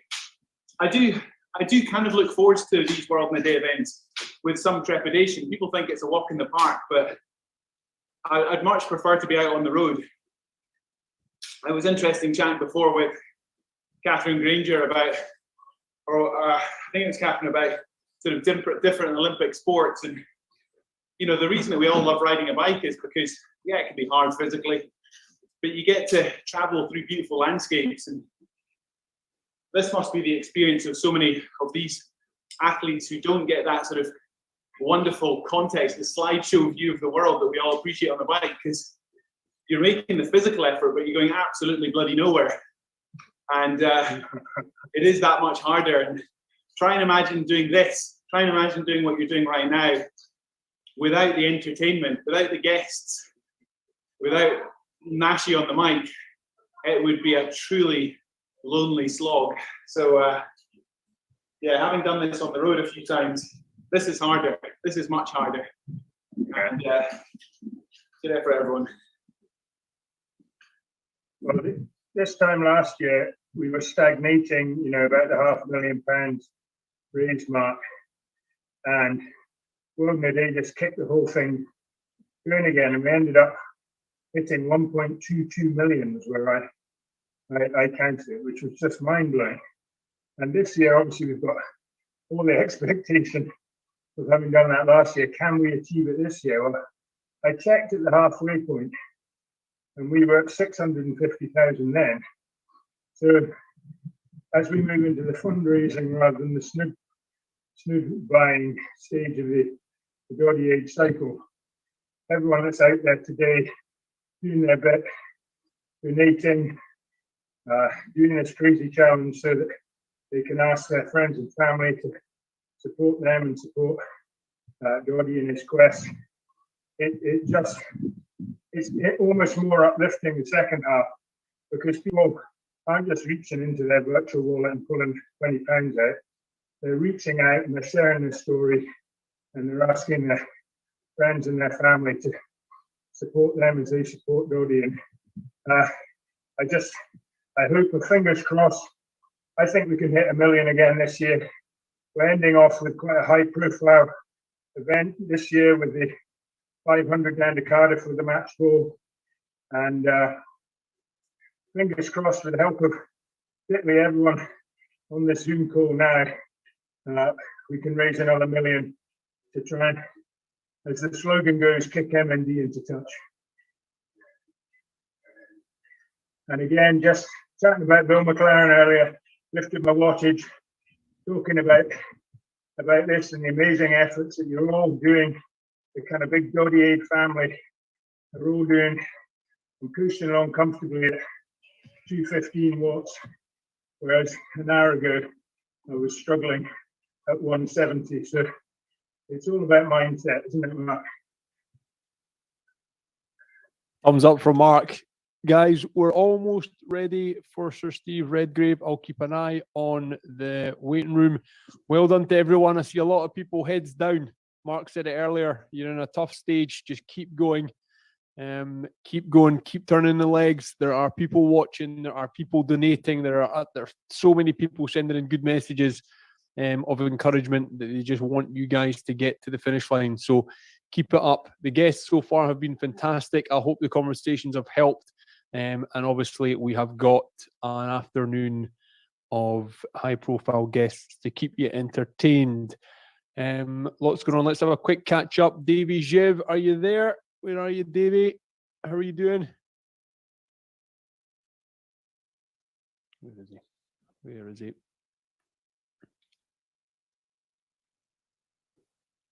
He's maybe on one of his rest stops. Oh, there he is. No, there he is. Had him 2 seconds ago. Davey, are you there?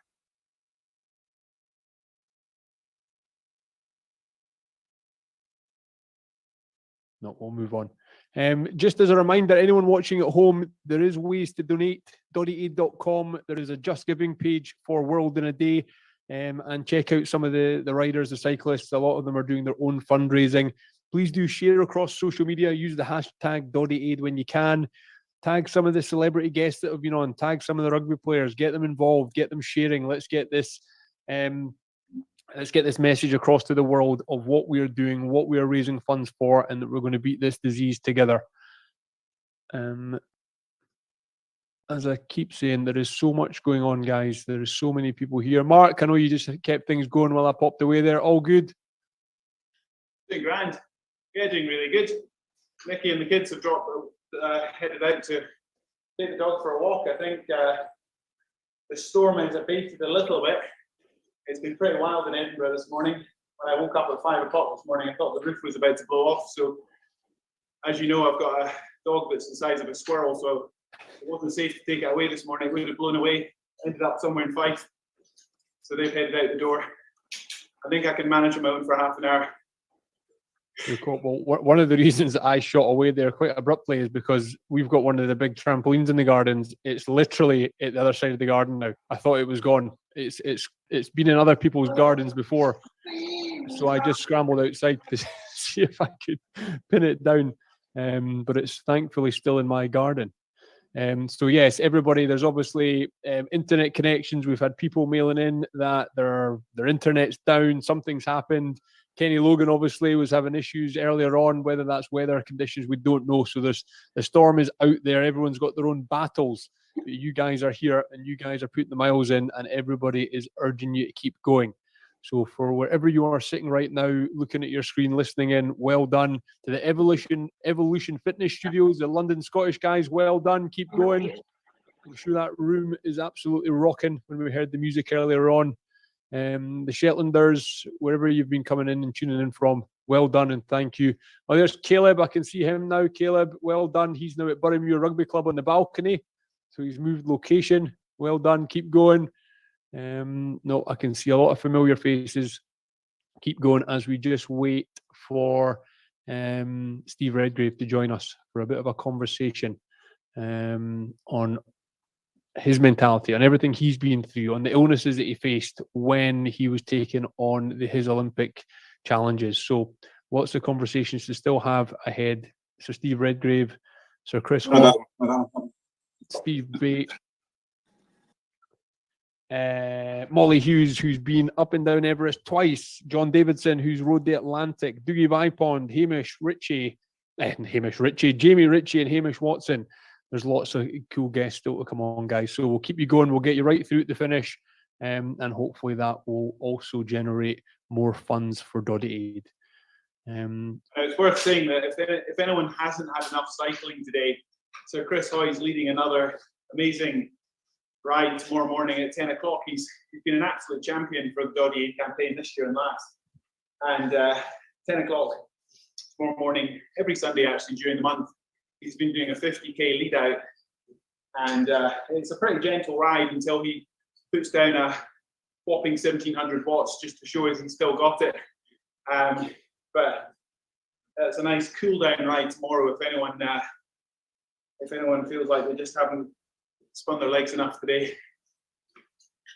And yeah, shout out to anyone that's in Edinburgh, the surrounding areas. If you're looking for something different, I'll be at Portobello Beach at 9:30 tomorrow morning with my snood on, going in the cold water. Not that my legs will need the recovery, it's you guys that will, but just for a bit of cold water, a bit of a challenge, we'll be in the water at Portobello Beach tomorrow at 9:30. It'd be great to see anyone that is local coming along for a wee catch up there, and I'm sure there'll be a coffee at one of the shops or one of the stands after that. So this is all about community, guys. So we're getting together now that sort of things are relaxing, we're able to do that more. It's great to get these meetups. Okay, Steve Redgrave is in the waiting room. I will just let him in and hope you all enjoy this conversation.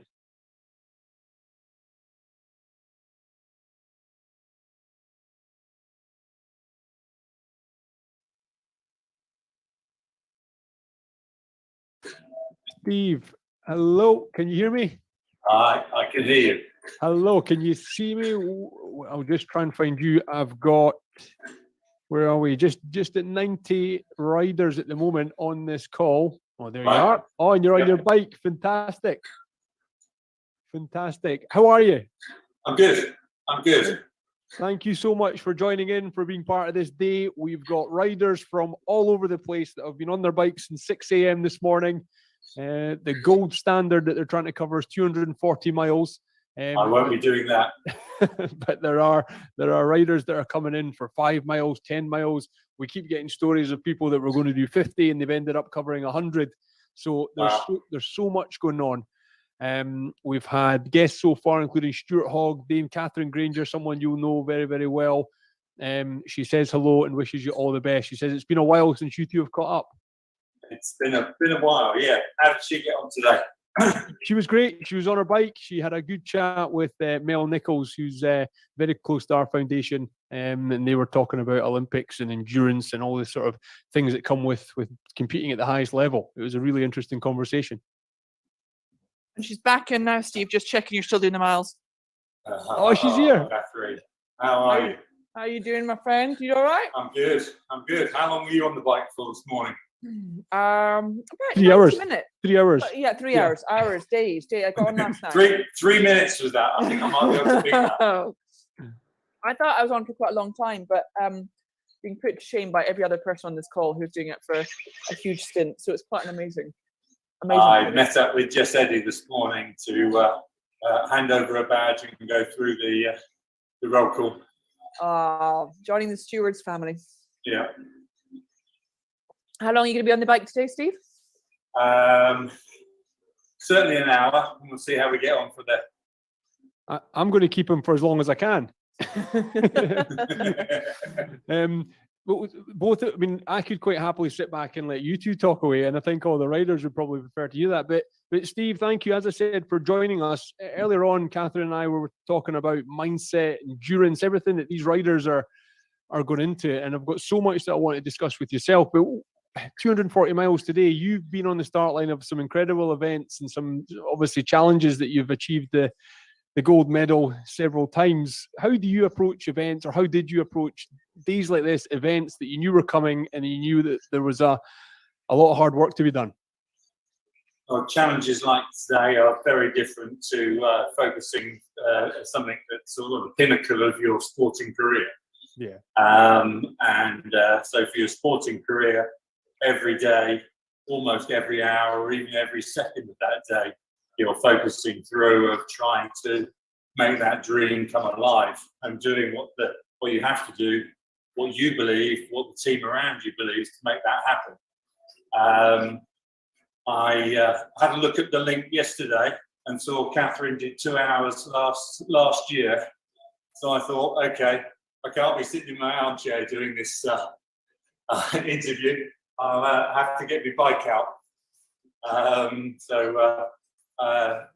She was the one that got me out today on my bike, and or in my little room in the back of the garage on my bike, I should say. But for the guys out there, it's really the camaraderie of people on the screen, the cause, the challenge of rising to that and going with the flow. And what I'm trying to do is not to go off too hard and only make 5 minutes other than the hour. And all respect to everybody that's out there for doing the full distance. That's a really, really good effort to be able to do in one go. And I hope that you've done a little bit of preparation for it, not just turned up and think, oh yeah, I'll go and do that. That won't be any problem at all. No, there's a few familiar faces that are on the Zoom call that we remember from last year and previous events that Mark's done. But the sort of the mindset is it's that everyone through this community will get each other through it. And with both of your help and every other guest, it's the way the conversations are run. It's about inspiration, motivation. And that's what, Catherine, we were talking about earlier. You can take inspiration from anywhere. And Catherine, you've inspired Steve to get on his bike today, you know? Well, yeah. Well, I mean, if I know Steve at all, he'll now do 2 hours and 1 minute just to make sure he beats me. But yeah, I mean, it's so true. It's like, and I think it's so. I think it's brilliant that you can be motivated by anything and anyone and anywhere. And sometimes it's, you know, a brilliant cause, like we're saying for Doddy Aid. Sometimes it's somebody who matters to you. Sometimes it's an ambition you're trying to achieve. You know, I was really lucky in our rowing team, and I won't make him blush. But you know, if you're in a sport and you have sort of the greatest person in the world who happens to be in your country at the same time and happens to be in a boat at the same time, that's not just inspiring. That's, you know, you get to see how it's done and how the standard is set. And for us, having Steve, went on for as long as he did and successful as long as he did, he just showed what was possible before any of us probably knew how to do it ourselves or believed it was, manageable for any of us. And just seeing the work, the thing that really stands out with Steve is just the work ethic is phenomenal. It's just whatever it takes, the man does it, and he keeps doing it, and he keeps doing it, and now I can say he does it with a smile on his face. I don't know if you did so much back then, Steve, but but now you got a big smile on your face. I've always known to being a bit grumpy when I'm training, so we'll see how we get on as the minutes ticks by. Steve, will you tell us the story? I know that you didn't go to the Moscow games. How much fuel did that give you to kick on and get a little bit more angry for what was ahead of you and for your career to just take the path that it did? I was very disappointed with those games. Even though I was a very young athlete, I would have still been a junior at those at the Moscow games in 1980. But we'd set our hearts on it, our sights on it, and that's what we were geared up to do. Because of the Russians going into Afghanistan, there was a boycott by some of the countries, one of them being America, which reduced the funding of near enough every country because of American-based sponsors. And so the British team still decided to go, but lacking of funds is that we couldn't send a usual size team that we would normally send. And we sort of planned it all out that the Moscow games would happen. Then two of the guys, myself and one other guy in the crew, I was in a quadruple skull at that time. We were then 2 weeks later going to go to the Junior World Championships and try and take a gold medal on the back of racing at the Olympics. So we were in the frame of going all season until the last international regatta. The men's eight wasn't in very good shape until that time. And after Henley Royal Regatta, the eight got split up. They put the two stern fours of each eight, the two eights racing each other at Henley that year, a national squad eight and an Oxford eight, and they put them together, and it started to go very fast. They went to the last World Cup race, which would have been World Cups. There wasn't World Cups in those days, and did quite well. Got selected. So that was 9 seats that took out of the quota that we had, and we were always at the bottom of the group anyway. So that pushed us out of going. But motivational-wise, is that I always saw myself of going to 3 Olympics. Moscow, Los Angeles, and the one that I was hopefully going to win my Olympic gold medal was going to be Seoul in '88. So it didn't really change the focus of what I was trying to do. It was just deeply disappointing because you put so much effort in. You felt you've made the criteria of selection. In hindsight, looking back, is that every game that I went to, I won an Olympic gold medal as a competitor. I'm not sure if I would have won a gold medal at our first games in Moscow in the crew that I was in and my ability at that time. But I did do a speech at the Royal Albert Hall. A few years later, Maggie Thatcher was on the speaking list as well, and she was the one that stopped us going, even though that she had retired by that time and was struggling with her health. So I didn't really have too much of a go at her at that particular time of not being able to send us. But sport is always used as a political tool, and it's always easy to get newsprint columns and newsreels, and so we tend to be used as a scapegoat quite often because it doesn't cost governments. In actually fact, with the Americans, they actually saved the government a lot of money from not sending their team to Moscow. But they were, the Soviet Union, as it was then, had gone through 3 really bad years of harvest, but the Americans boycotted their Olympic team for going, but were still selling shiploads of grain to the Soviet Union to keep them afloat and in food. So if they wanted to talk about sanctions, surely you've got to go across the board, not just using one entity. And I've always been unhappy to stand shoulder to shoulder with business and politics, but don't pull us out to be the example on everyone else.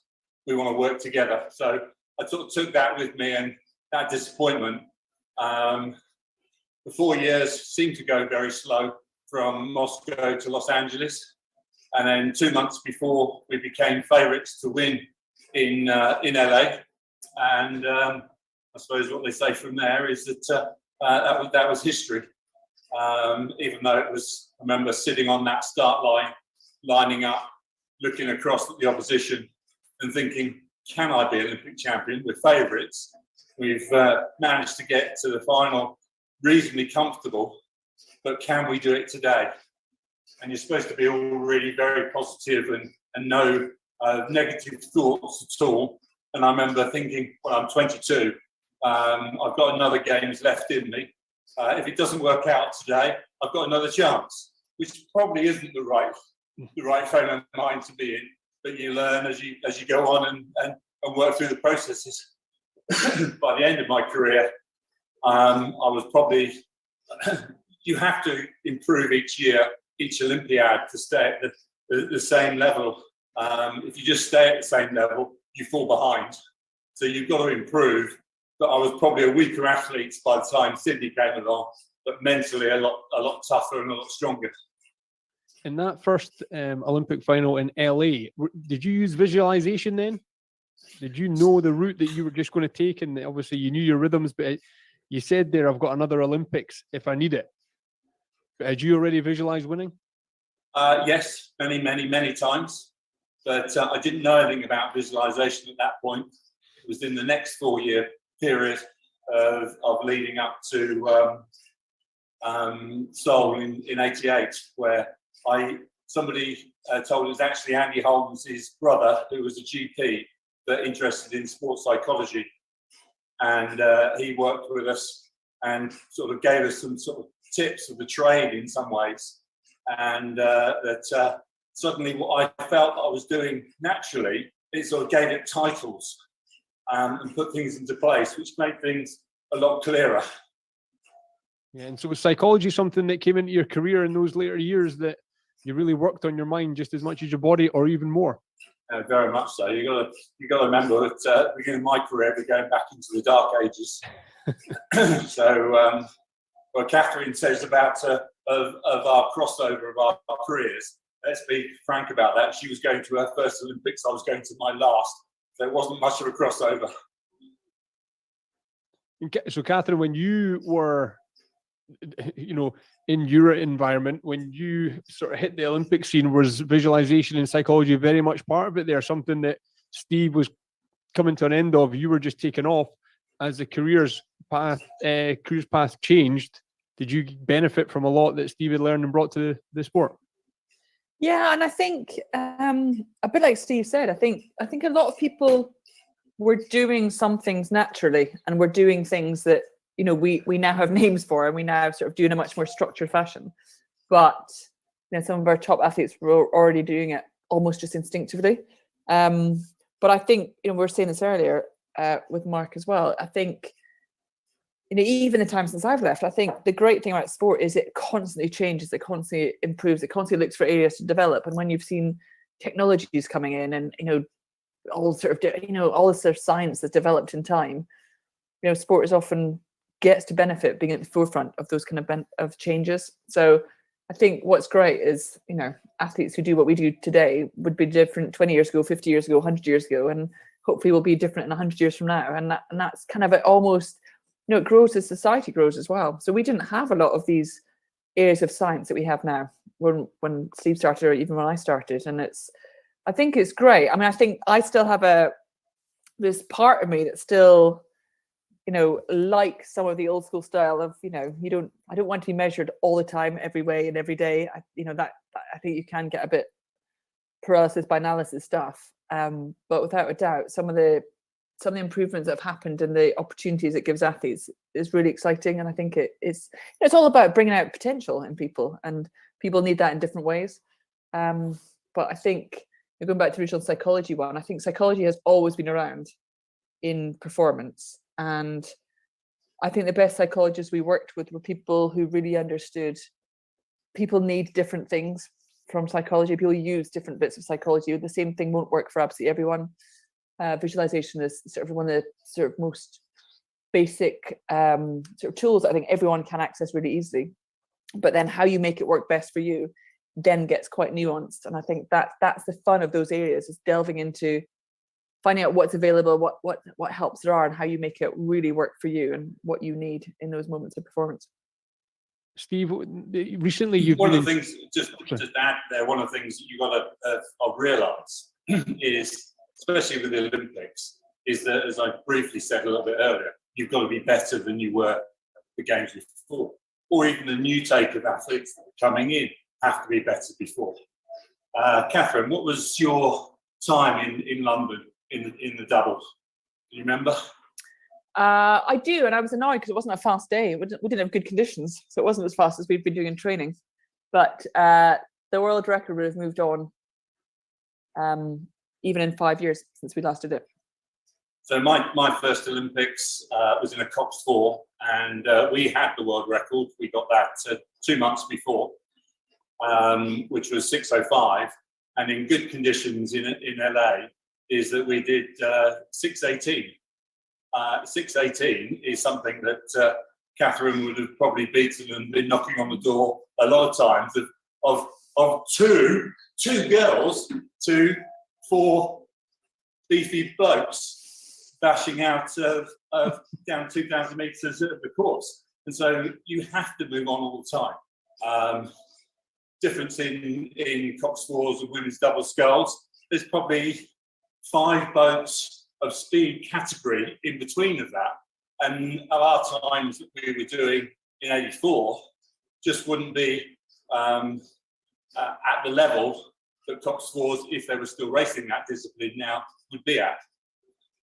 When we broke the world record at Lucerne, we came off the water. It was a bit of a surprise to us. We came off the water and people said, "Oh, 6:05, that's just going to stand forever. That's just an amazing time. That's just taking the sport into a different era." And the coach that Catherine had at her first Olympics was my coach at that particular time, of Mike Spracklin.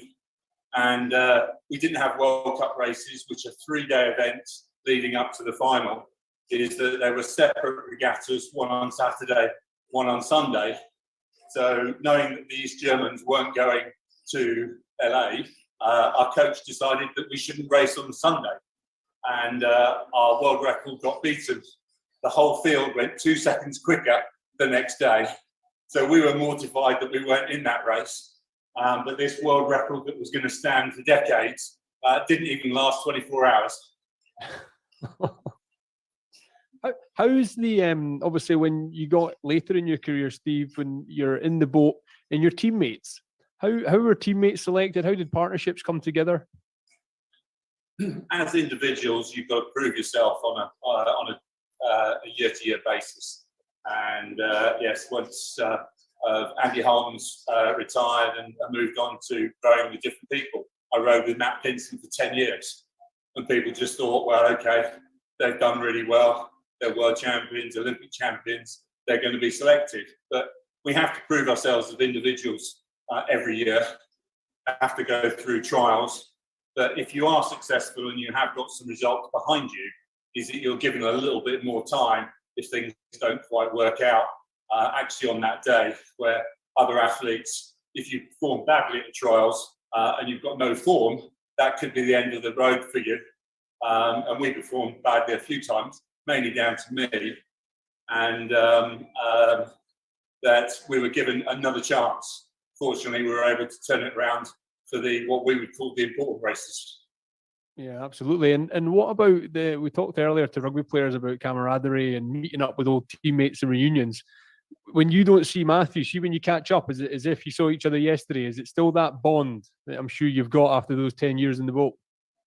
Yeah, we don't see each other very often, but when we do, is that it's just like we've never been apart, and that's the great thing. It's the camaraderie between of the athletes.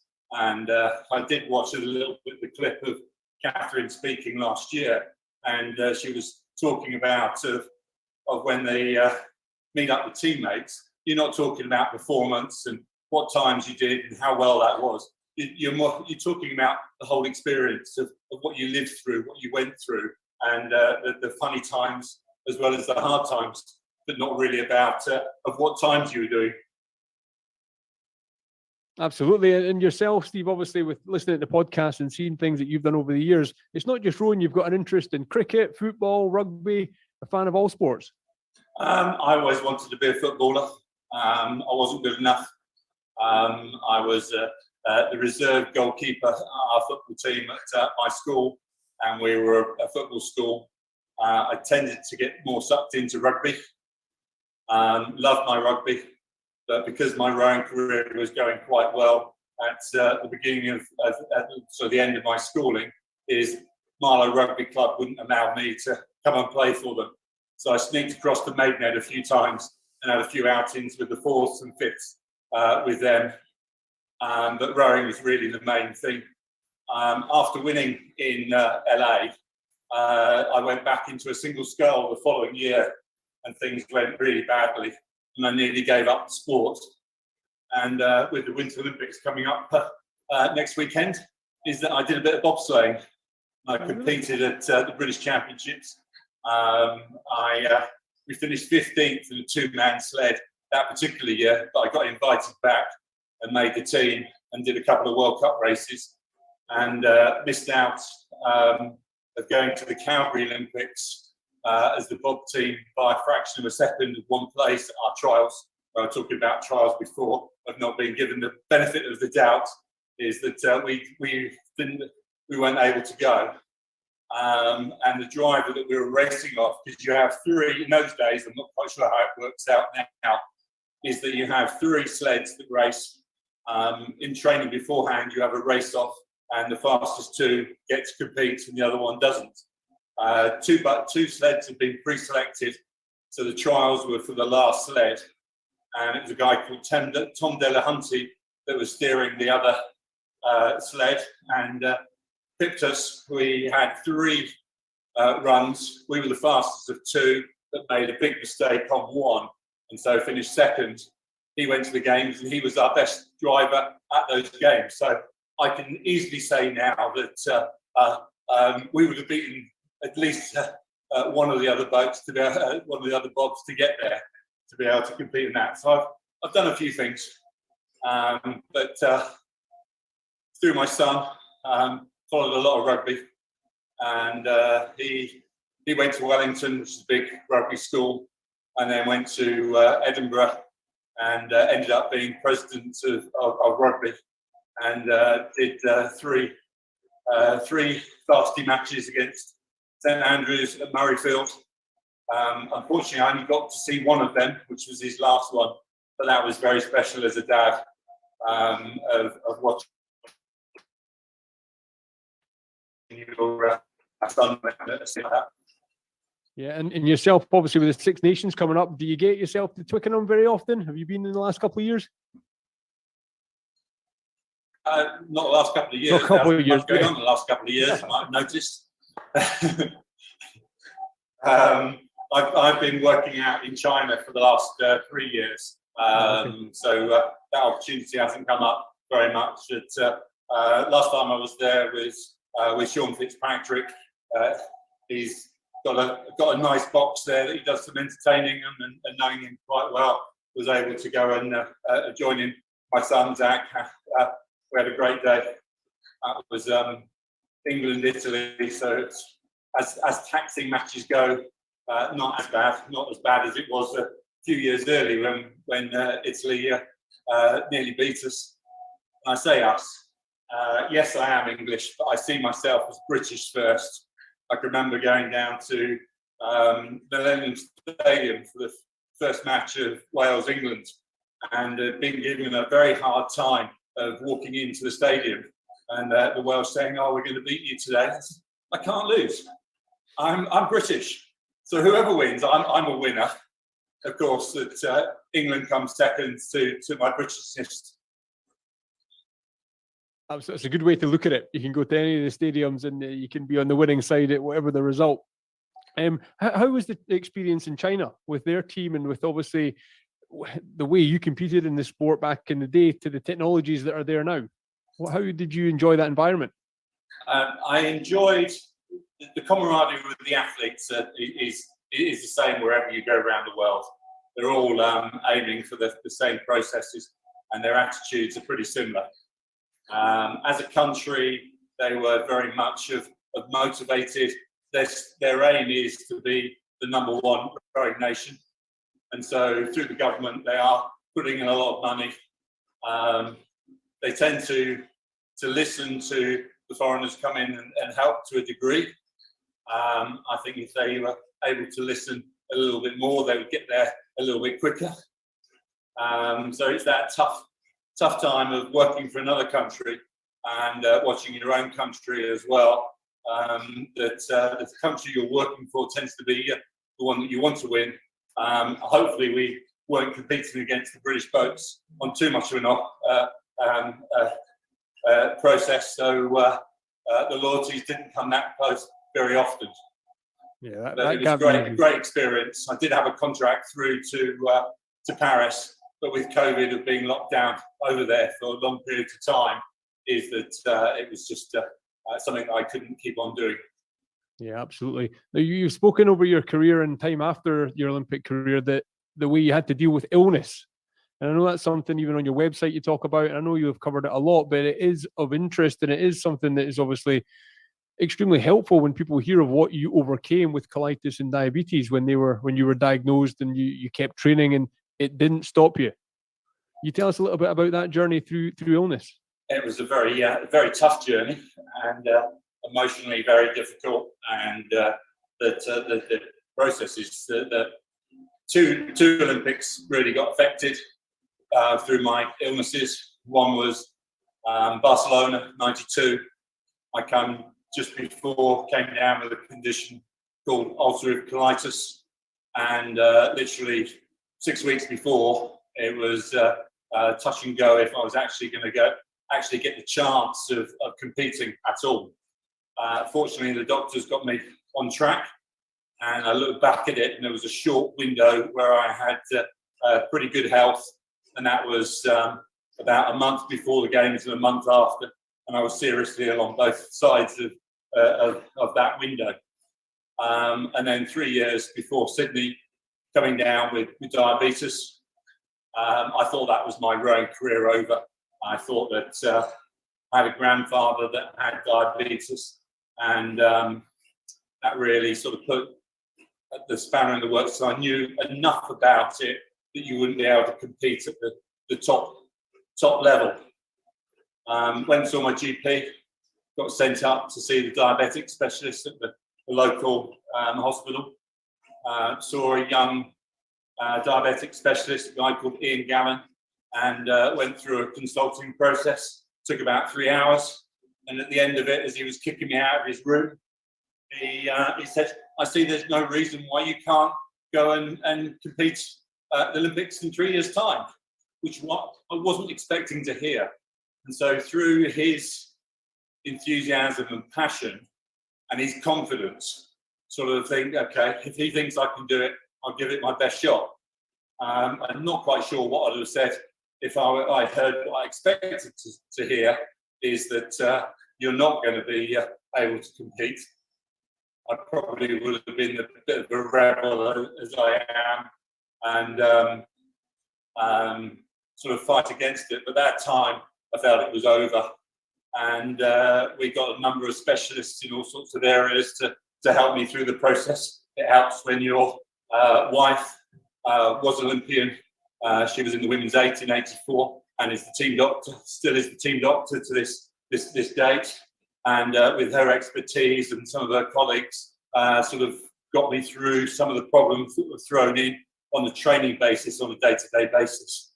There were times that you felt that you weren't going to be able to compete. Each individual session was tough. I remember, for one instance, being out in South Africa. We were on a men's land-based camp where we were doing some cycling, some ergos, rowing ergos in the gym, and some weights, no water work at all. And every session I was doing, I was proving to myself that I wasn't at the level I was before, and this was sort of the end of the road in some ways. On one of the cycles, the hotel that we were at went straight to a hill climb, which isn't my forte, of being the heaviest of the rowing group.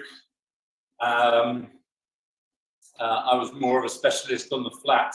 I had explosive speed. I was more of a sprinter within endurance sport, and downhill was even better because I got all my body weight to help. I got left behind. We're on a 3-hour cycle. It finished 3/4 of the way up a very, very steep hill in Cape Town, sort of splitting the town into two, where we had a short break. I was miles behind at this time. In fact, as I got into the station where our coach Jürgen with the minibus and a few physios, sports staff, were sort of giving food and replacement water bottles. As I got there, all the guys raced for their bikes and started off again. So I had that choice: do I carry on or do I stop? Jürgen, I decided to carry on. Jürgen changed my water bottle. We had a short climb to the top of the hill. Now I knew it was a very long, steady fall the other side. 3/4 of the way down, I got a puncture, and obviously I had to stop. Jürgen pulled over in the minibus, and his German accent said, "Yeah, Stephen, put your bike in the van." And I said, "No, Jürgen, give me the puncture kit. I'll carry on." So he left me there, and I mended the puncture, got back on my bike, and then cycling around the coast back to our hotel. Is at every turn of the crank, I was thinking, this is it. This is the last training session that I'm doing. When I get back, I'm going to pack my bags and disappear, and that's it. But I'm going to complete this session. Eventually, getting back to the hotel, dumped my bike in the garage. Wasn't really worried about what state it was in at that particular point. And then went up to my room. I was too exhausted to even think about packing my bags. And you lay there on your bed and you think, okay, you completed that session. That was an achievement. It wasn't very good, but you completed it. Perhaps you can do the next session. So you I'll move, say, okay, next session, 20K on the rowing machine, normally about an hour and 15, hour and 20 minutes. I'm 20 minutes behind everybody else over that distance. And you start to think about just one stroke at a time. It takes less than 2 seconds to do a rowing stroke. And in those 2 seconds, or less than 2 seconds, you're thinking of so many things go through your mind. Thinking, I can't do this. This is too hard. I've got to stop. And you think of no, I'm going to complete this. My wife just checking on me. I'm fine, thank you. He's okay. He's still going. And of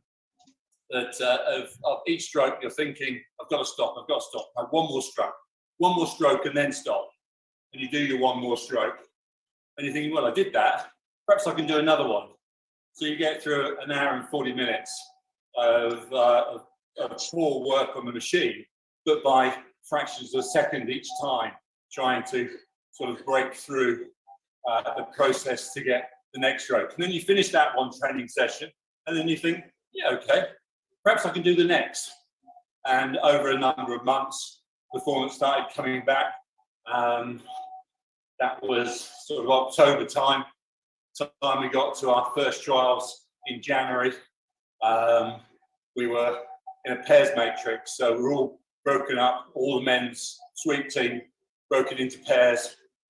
You race change partner, race again, change partner, race again.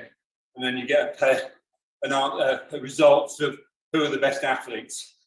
And I managed to stay in the top 4 by the skin of my teeth. Matthew was miles ahead, with James not that far behind, Tim pretty close to him, and then there was a big gap to me, and then the rest of the men's team. So I just did enough to get past that first trials. And that's the way you just got to look at it. You don't look at the big picture. A little bit like today for some of the guys is that when the going gets tough, don't think about the completion. Think about the next few seconds, the next 5 minutes, maybe the next 10 minutes, of how far can you get to tick that box off, and then do it again, and then do it again, and sort of switch your mind off to what you have to achieve to get to where you want to do. You'll get there in the end. It's the process of ticking that all off to get there. How hard were some of the conversations with Matthew, Tim, and the team, James, in the build-up when they saw you struggling, they saw you ill? Was there any real tough conversations where they even thought that you might not make it?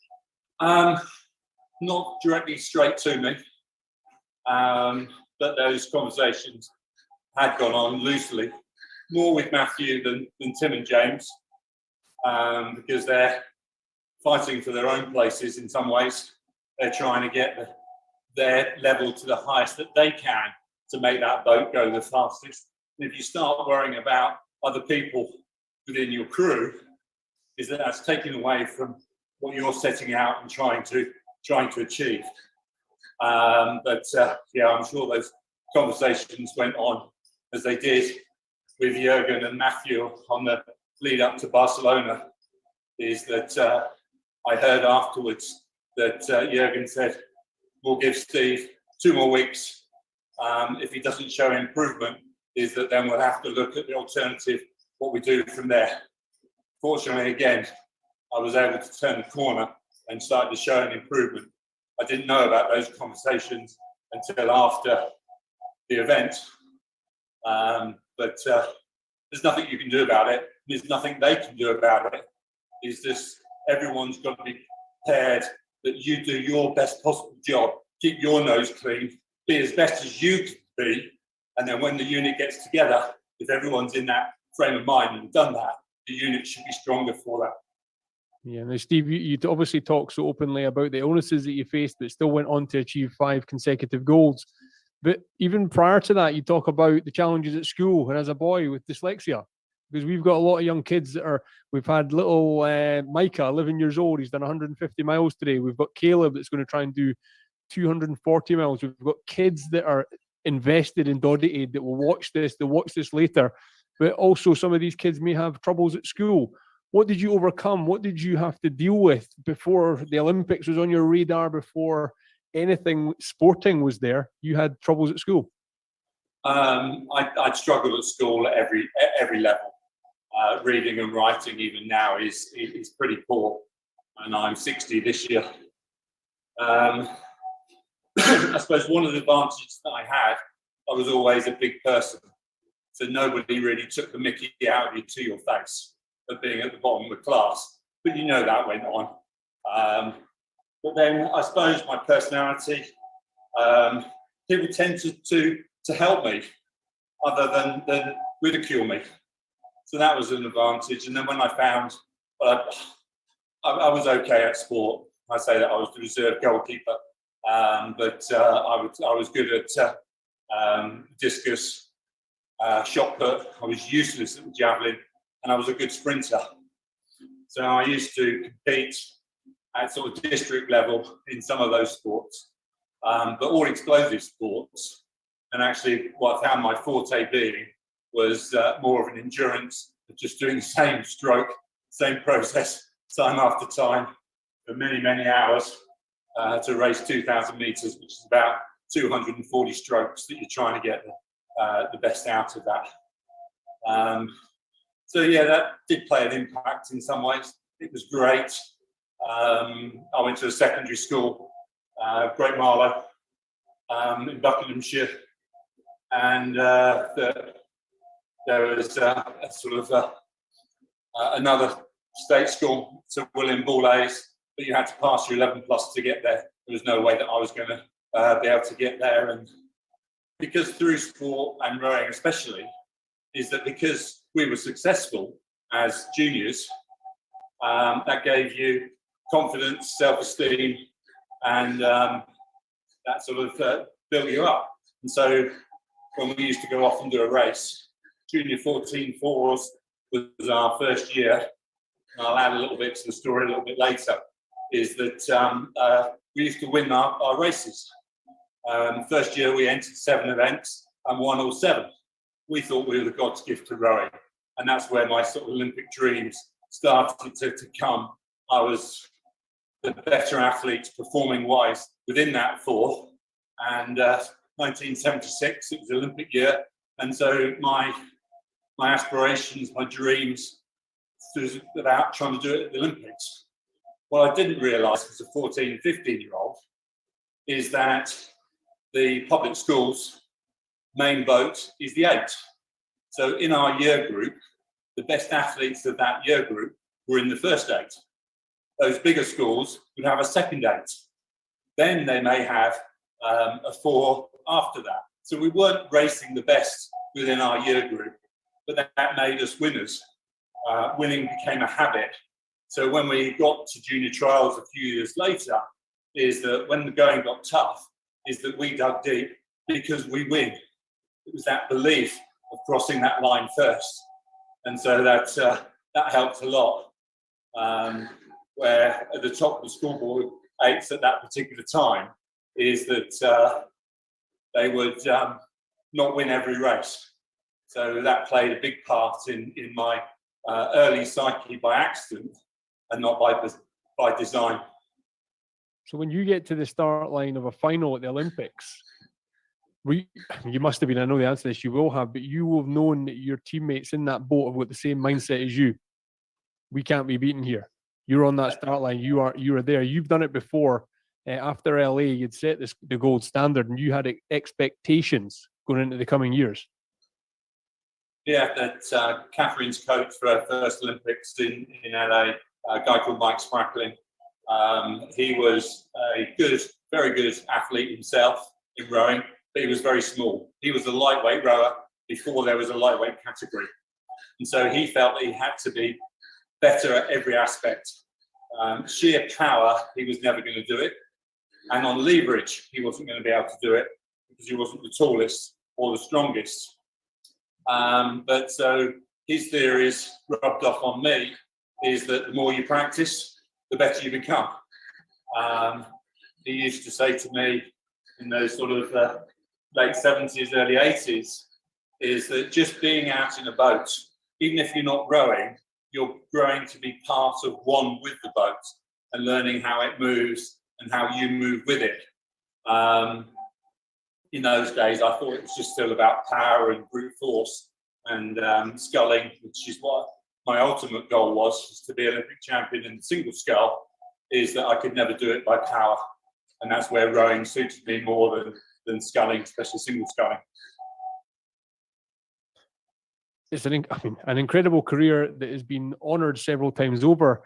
Your knighthood, having statues, all this. How, when you look back to not making Moscow to what you've achieved and where you are now, how do you reflect on everything that you've achieved? Life-changing, literally life-changing. From a working class family, my mother was a young girl from Birmingham, and my grandfather, her father, worked on the transport system. He was a tram and bus driver, and 40 years of service. So it come from those sort of backgrounds. My other grandfather, my dad's father, was a carpenter from the Marlow area, and so you'd come up with that work ethic that you have to grind to get success. So that was embedded in me. Fortunately, I was the youngest of 3, and my parents' outlook had changed by the time that I came through to leaving school. So they were truly wanting to support me in my sport. And my mother actually became a driving instructor after teaching her 3 kids to drive. to earn money to keep me being able to train that you need to have to be able to be at that level. So tremendous family support from that process. Where my eldest sister, she probably had it a little bit tough in some ways. When she left school, she wanted to be a beautician. She went to college for a couple of years, but now you go to work. There was no flexibility within that.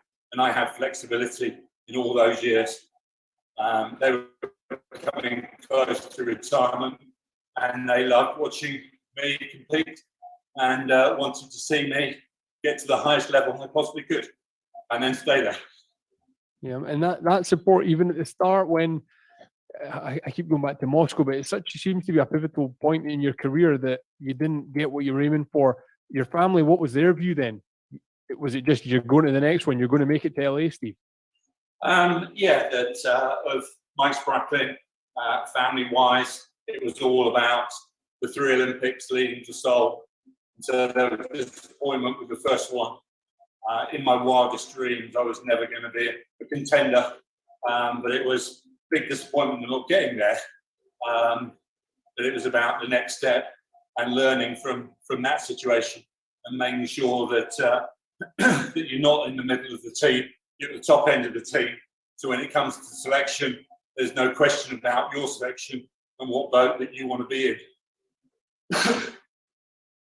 It's incredible. And I'm going to this chance, sorry, Steve, there's obviously so many people completing hundreds of miles. They're getting through 150 at the moment. Someone's hit 260 kilometers, 25 kilometers, 150 miles done. Well done to everybody that is getting through the miles. I think this is a good chance to bring in Mark Beaumont. I'm sure he'll be interested in the conversation. Where is he? I'll just pin Mark. Yeah, listening in intently. Doing a great job, Nashi. Mark, I'm going to say, Sir Steve, as well, one diesel engine to another, both endurance, and you can go hard for long distances. Similarities in maybe mindset when you get to the start line that you can't be beat or you're going to complete your challenge. I think what's interesting listening to Steve is, clearly if your race is over in 2,000 meters and it's that extraordinary explosive power and just staying in that hurt locker.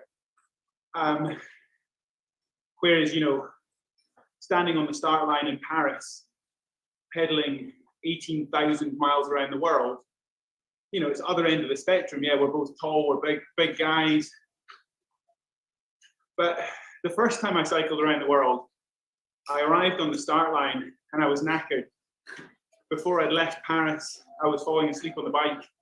The nervous energy was too much for me. I had to apologize to the BBC cameraman and stop for a double espresso to just keep going. I couldn't get out of Paris and I had 18,000 miles to go.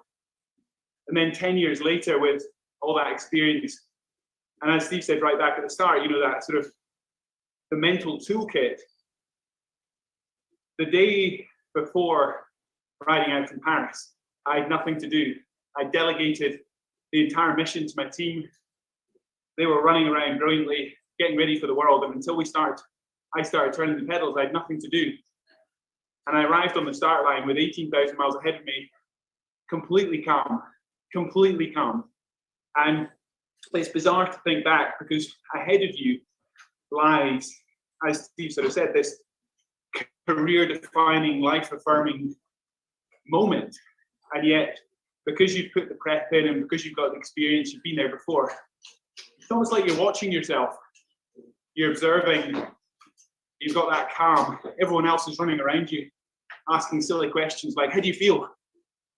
And you've thought about that moment so many times that when you get there, there's just a relief to now be able to put all that training into reality and to do what you know you can do. And I think that defines the difference between those two. I was loving the way Steve reflected on that Olympic journey and the difference between the raw power early on in the career versus maybe the experience and the wisdom later on. But in terms of athleticism, I think we're very different animals. What'd you say, Steve? Cycle around the world, or what you accomplished? I've cycled across America, 3,000 miles across America. Okay. 11, 12 years ago now. But no, I'm a sprinter, not an endurance athlete. And that's where I think that of being the big guys, and you know from the era that I was at school and international rugby at that stage, is your front row forwards were always the slowest to get to the next scrum. Second row forwards were sort of the next to that. Very different to what it is now, the specimens and power and speed that the athletes have now. And I think, again, one of the advantages I had, again, coming from a working class family, racing in a dominated public school sport, is that I had other jobs to do. Academia wasn't my thing. My father was a builder, so I've been brought up on building sites, carrying bricks and up and down ladders. So building strength, even as sort of pre-teenager. And then my father sidestepped, was always interested in marketing and gardening. So he started a garden centre in our home village, and I became a landscape gardener, self-employed landscape gardener while I was still at school. I was cutting people's lawns. So physically, walking up and down with a mower, not power assisted, unfortunately. Before I was driving, so that you have to push your mower to the job that you were doing. And so I was doing a lot of low-level endurance work before that was trendy, the thing to do within my discipline. And that's probably one of the reasons that I was one of the standout junior athletes at that time, of the volume of work that I was doing without realising I was doing it. A solid foundation, building a solid foundation there, yeah. And that's why I'm useless at everything now, because I'm a middle class, don't do very much exercise, and everyone thinks, oh, you're a 5-time Olympic gold medalist, that yeah, jump on your bike and do this or do that. And actually, I don't have that inbuilt endurance to be able to carry my body weight around with me. Well, we appreciate it, but I just need to do a bit of a time check, because at 1:55, the live feed that's going out to Facebook, Twitter, YouTube, that will end and then restart at 2 p.m. So please make sure, if you're watching this at home or wherever you are and you're watching the live feed, it will end because of the 4-hour slot. It will start again at 2 p.m. We will still be here and nothing will stop. Everyone that's riding along with us, we will still be here. Mark, what time are we on? It is almost, as I say, 5 to 2. How are things going? Is the day going as planned for you? Is it everything in Beaumont order? Yeah, no, everything's going swimmingly in the Beaumont house. Over 250k now. I actually stopped and enjoyed some lunch, sat back and enjoyed the conversation there. So that was my first sort of 15 minutes off the bike, and nice to get a new set of kit on. That's a good idea if you're starting to feel uncomfortable on the bike. New pair of bib shorts. But it was interesting hearing that sort of overall physical competence. You know, I grew up on a farm and I didn't go to school till I was 12. So whilst I clearly lacked on the rugby field and the football field, I think the physical competence to be mucking out, you know, horse boxes, milking goats, you know, out being physical, building walls, building stables, being a carpenter, you know, it's what Steve's talking about there. What I lacked in that sort of team ability, just having the work ethic from the farm, or as Steve says, the building site, is hugely valuable. Steve, I was chatting before you came on. I've spent the rest of this week out in Alicante with the Novo Nordisk pro cycling team, and they're all type 1 diabetics. Right. Absolutely inspiring young athletes. The youngest is a 19-year-old high schooler from Holland. The oldest athlete on the team is 29. And spending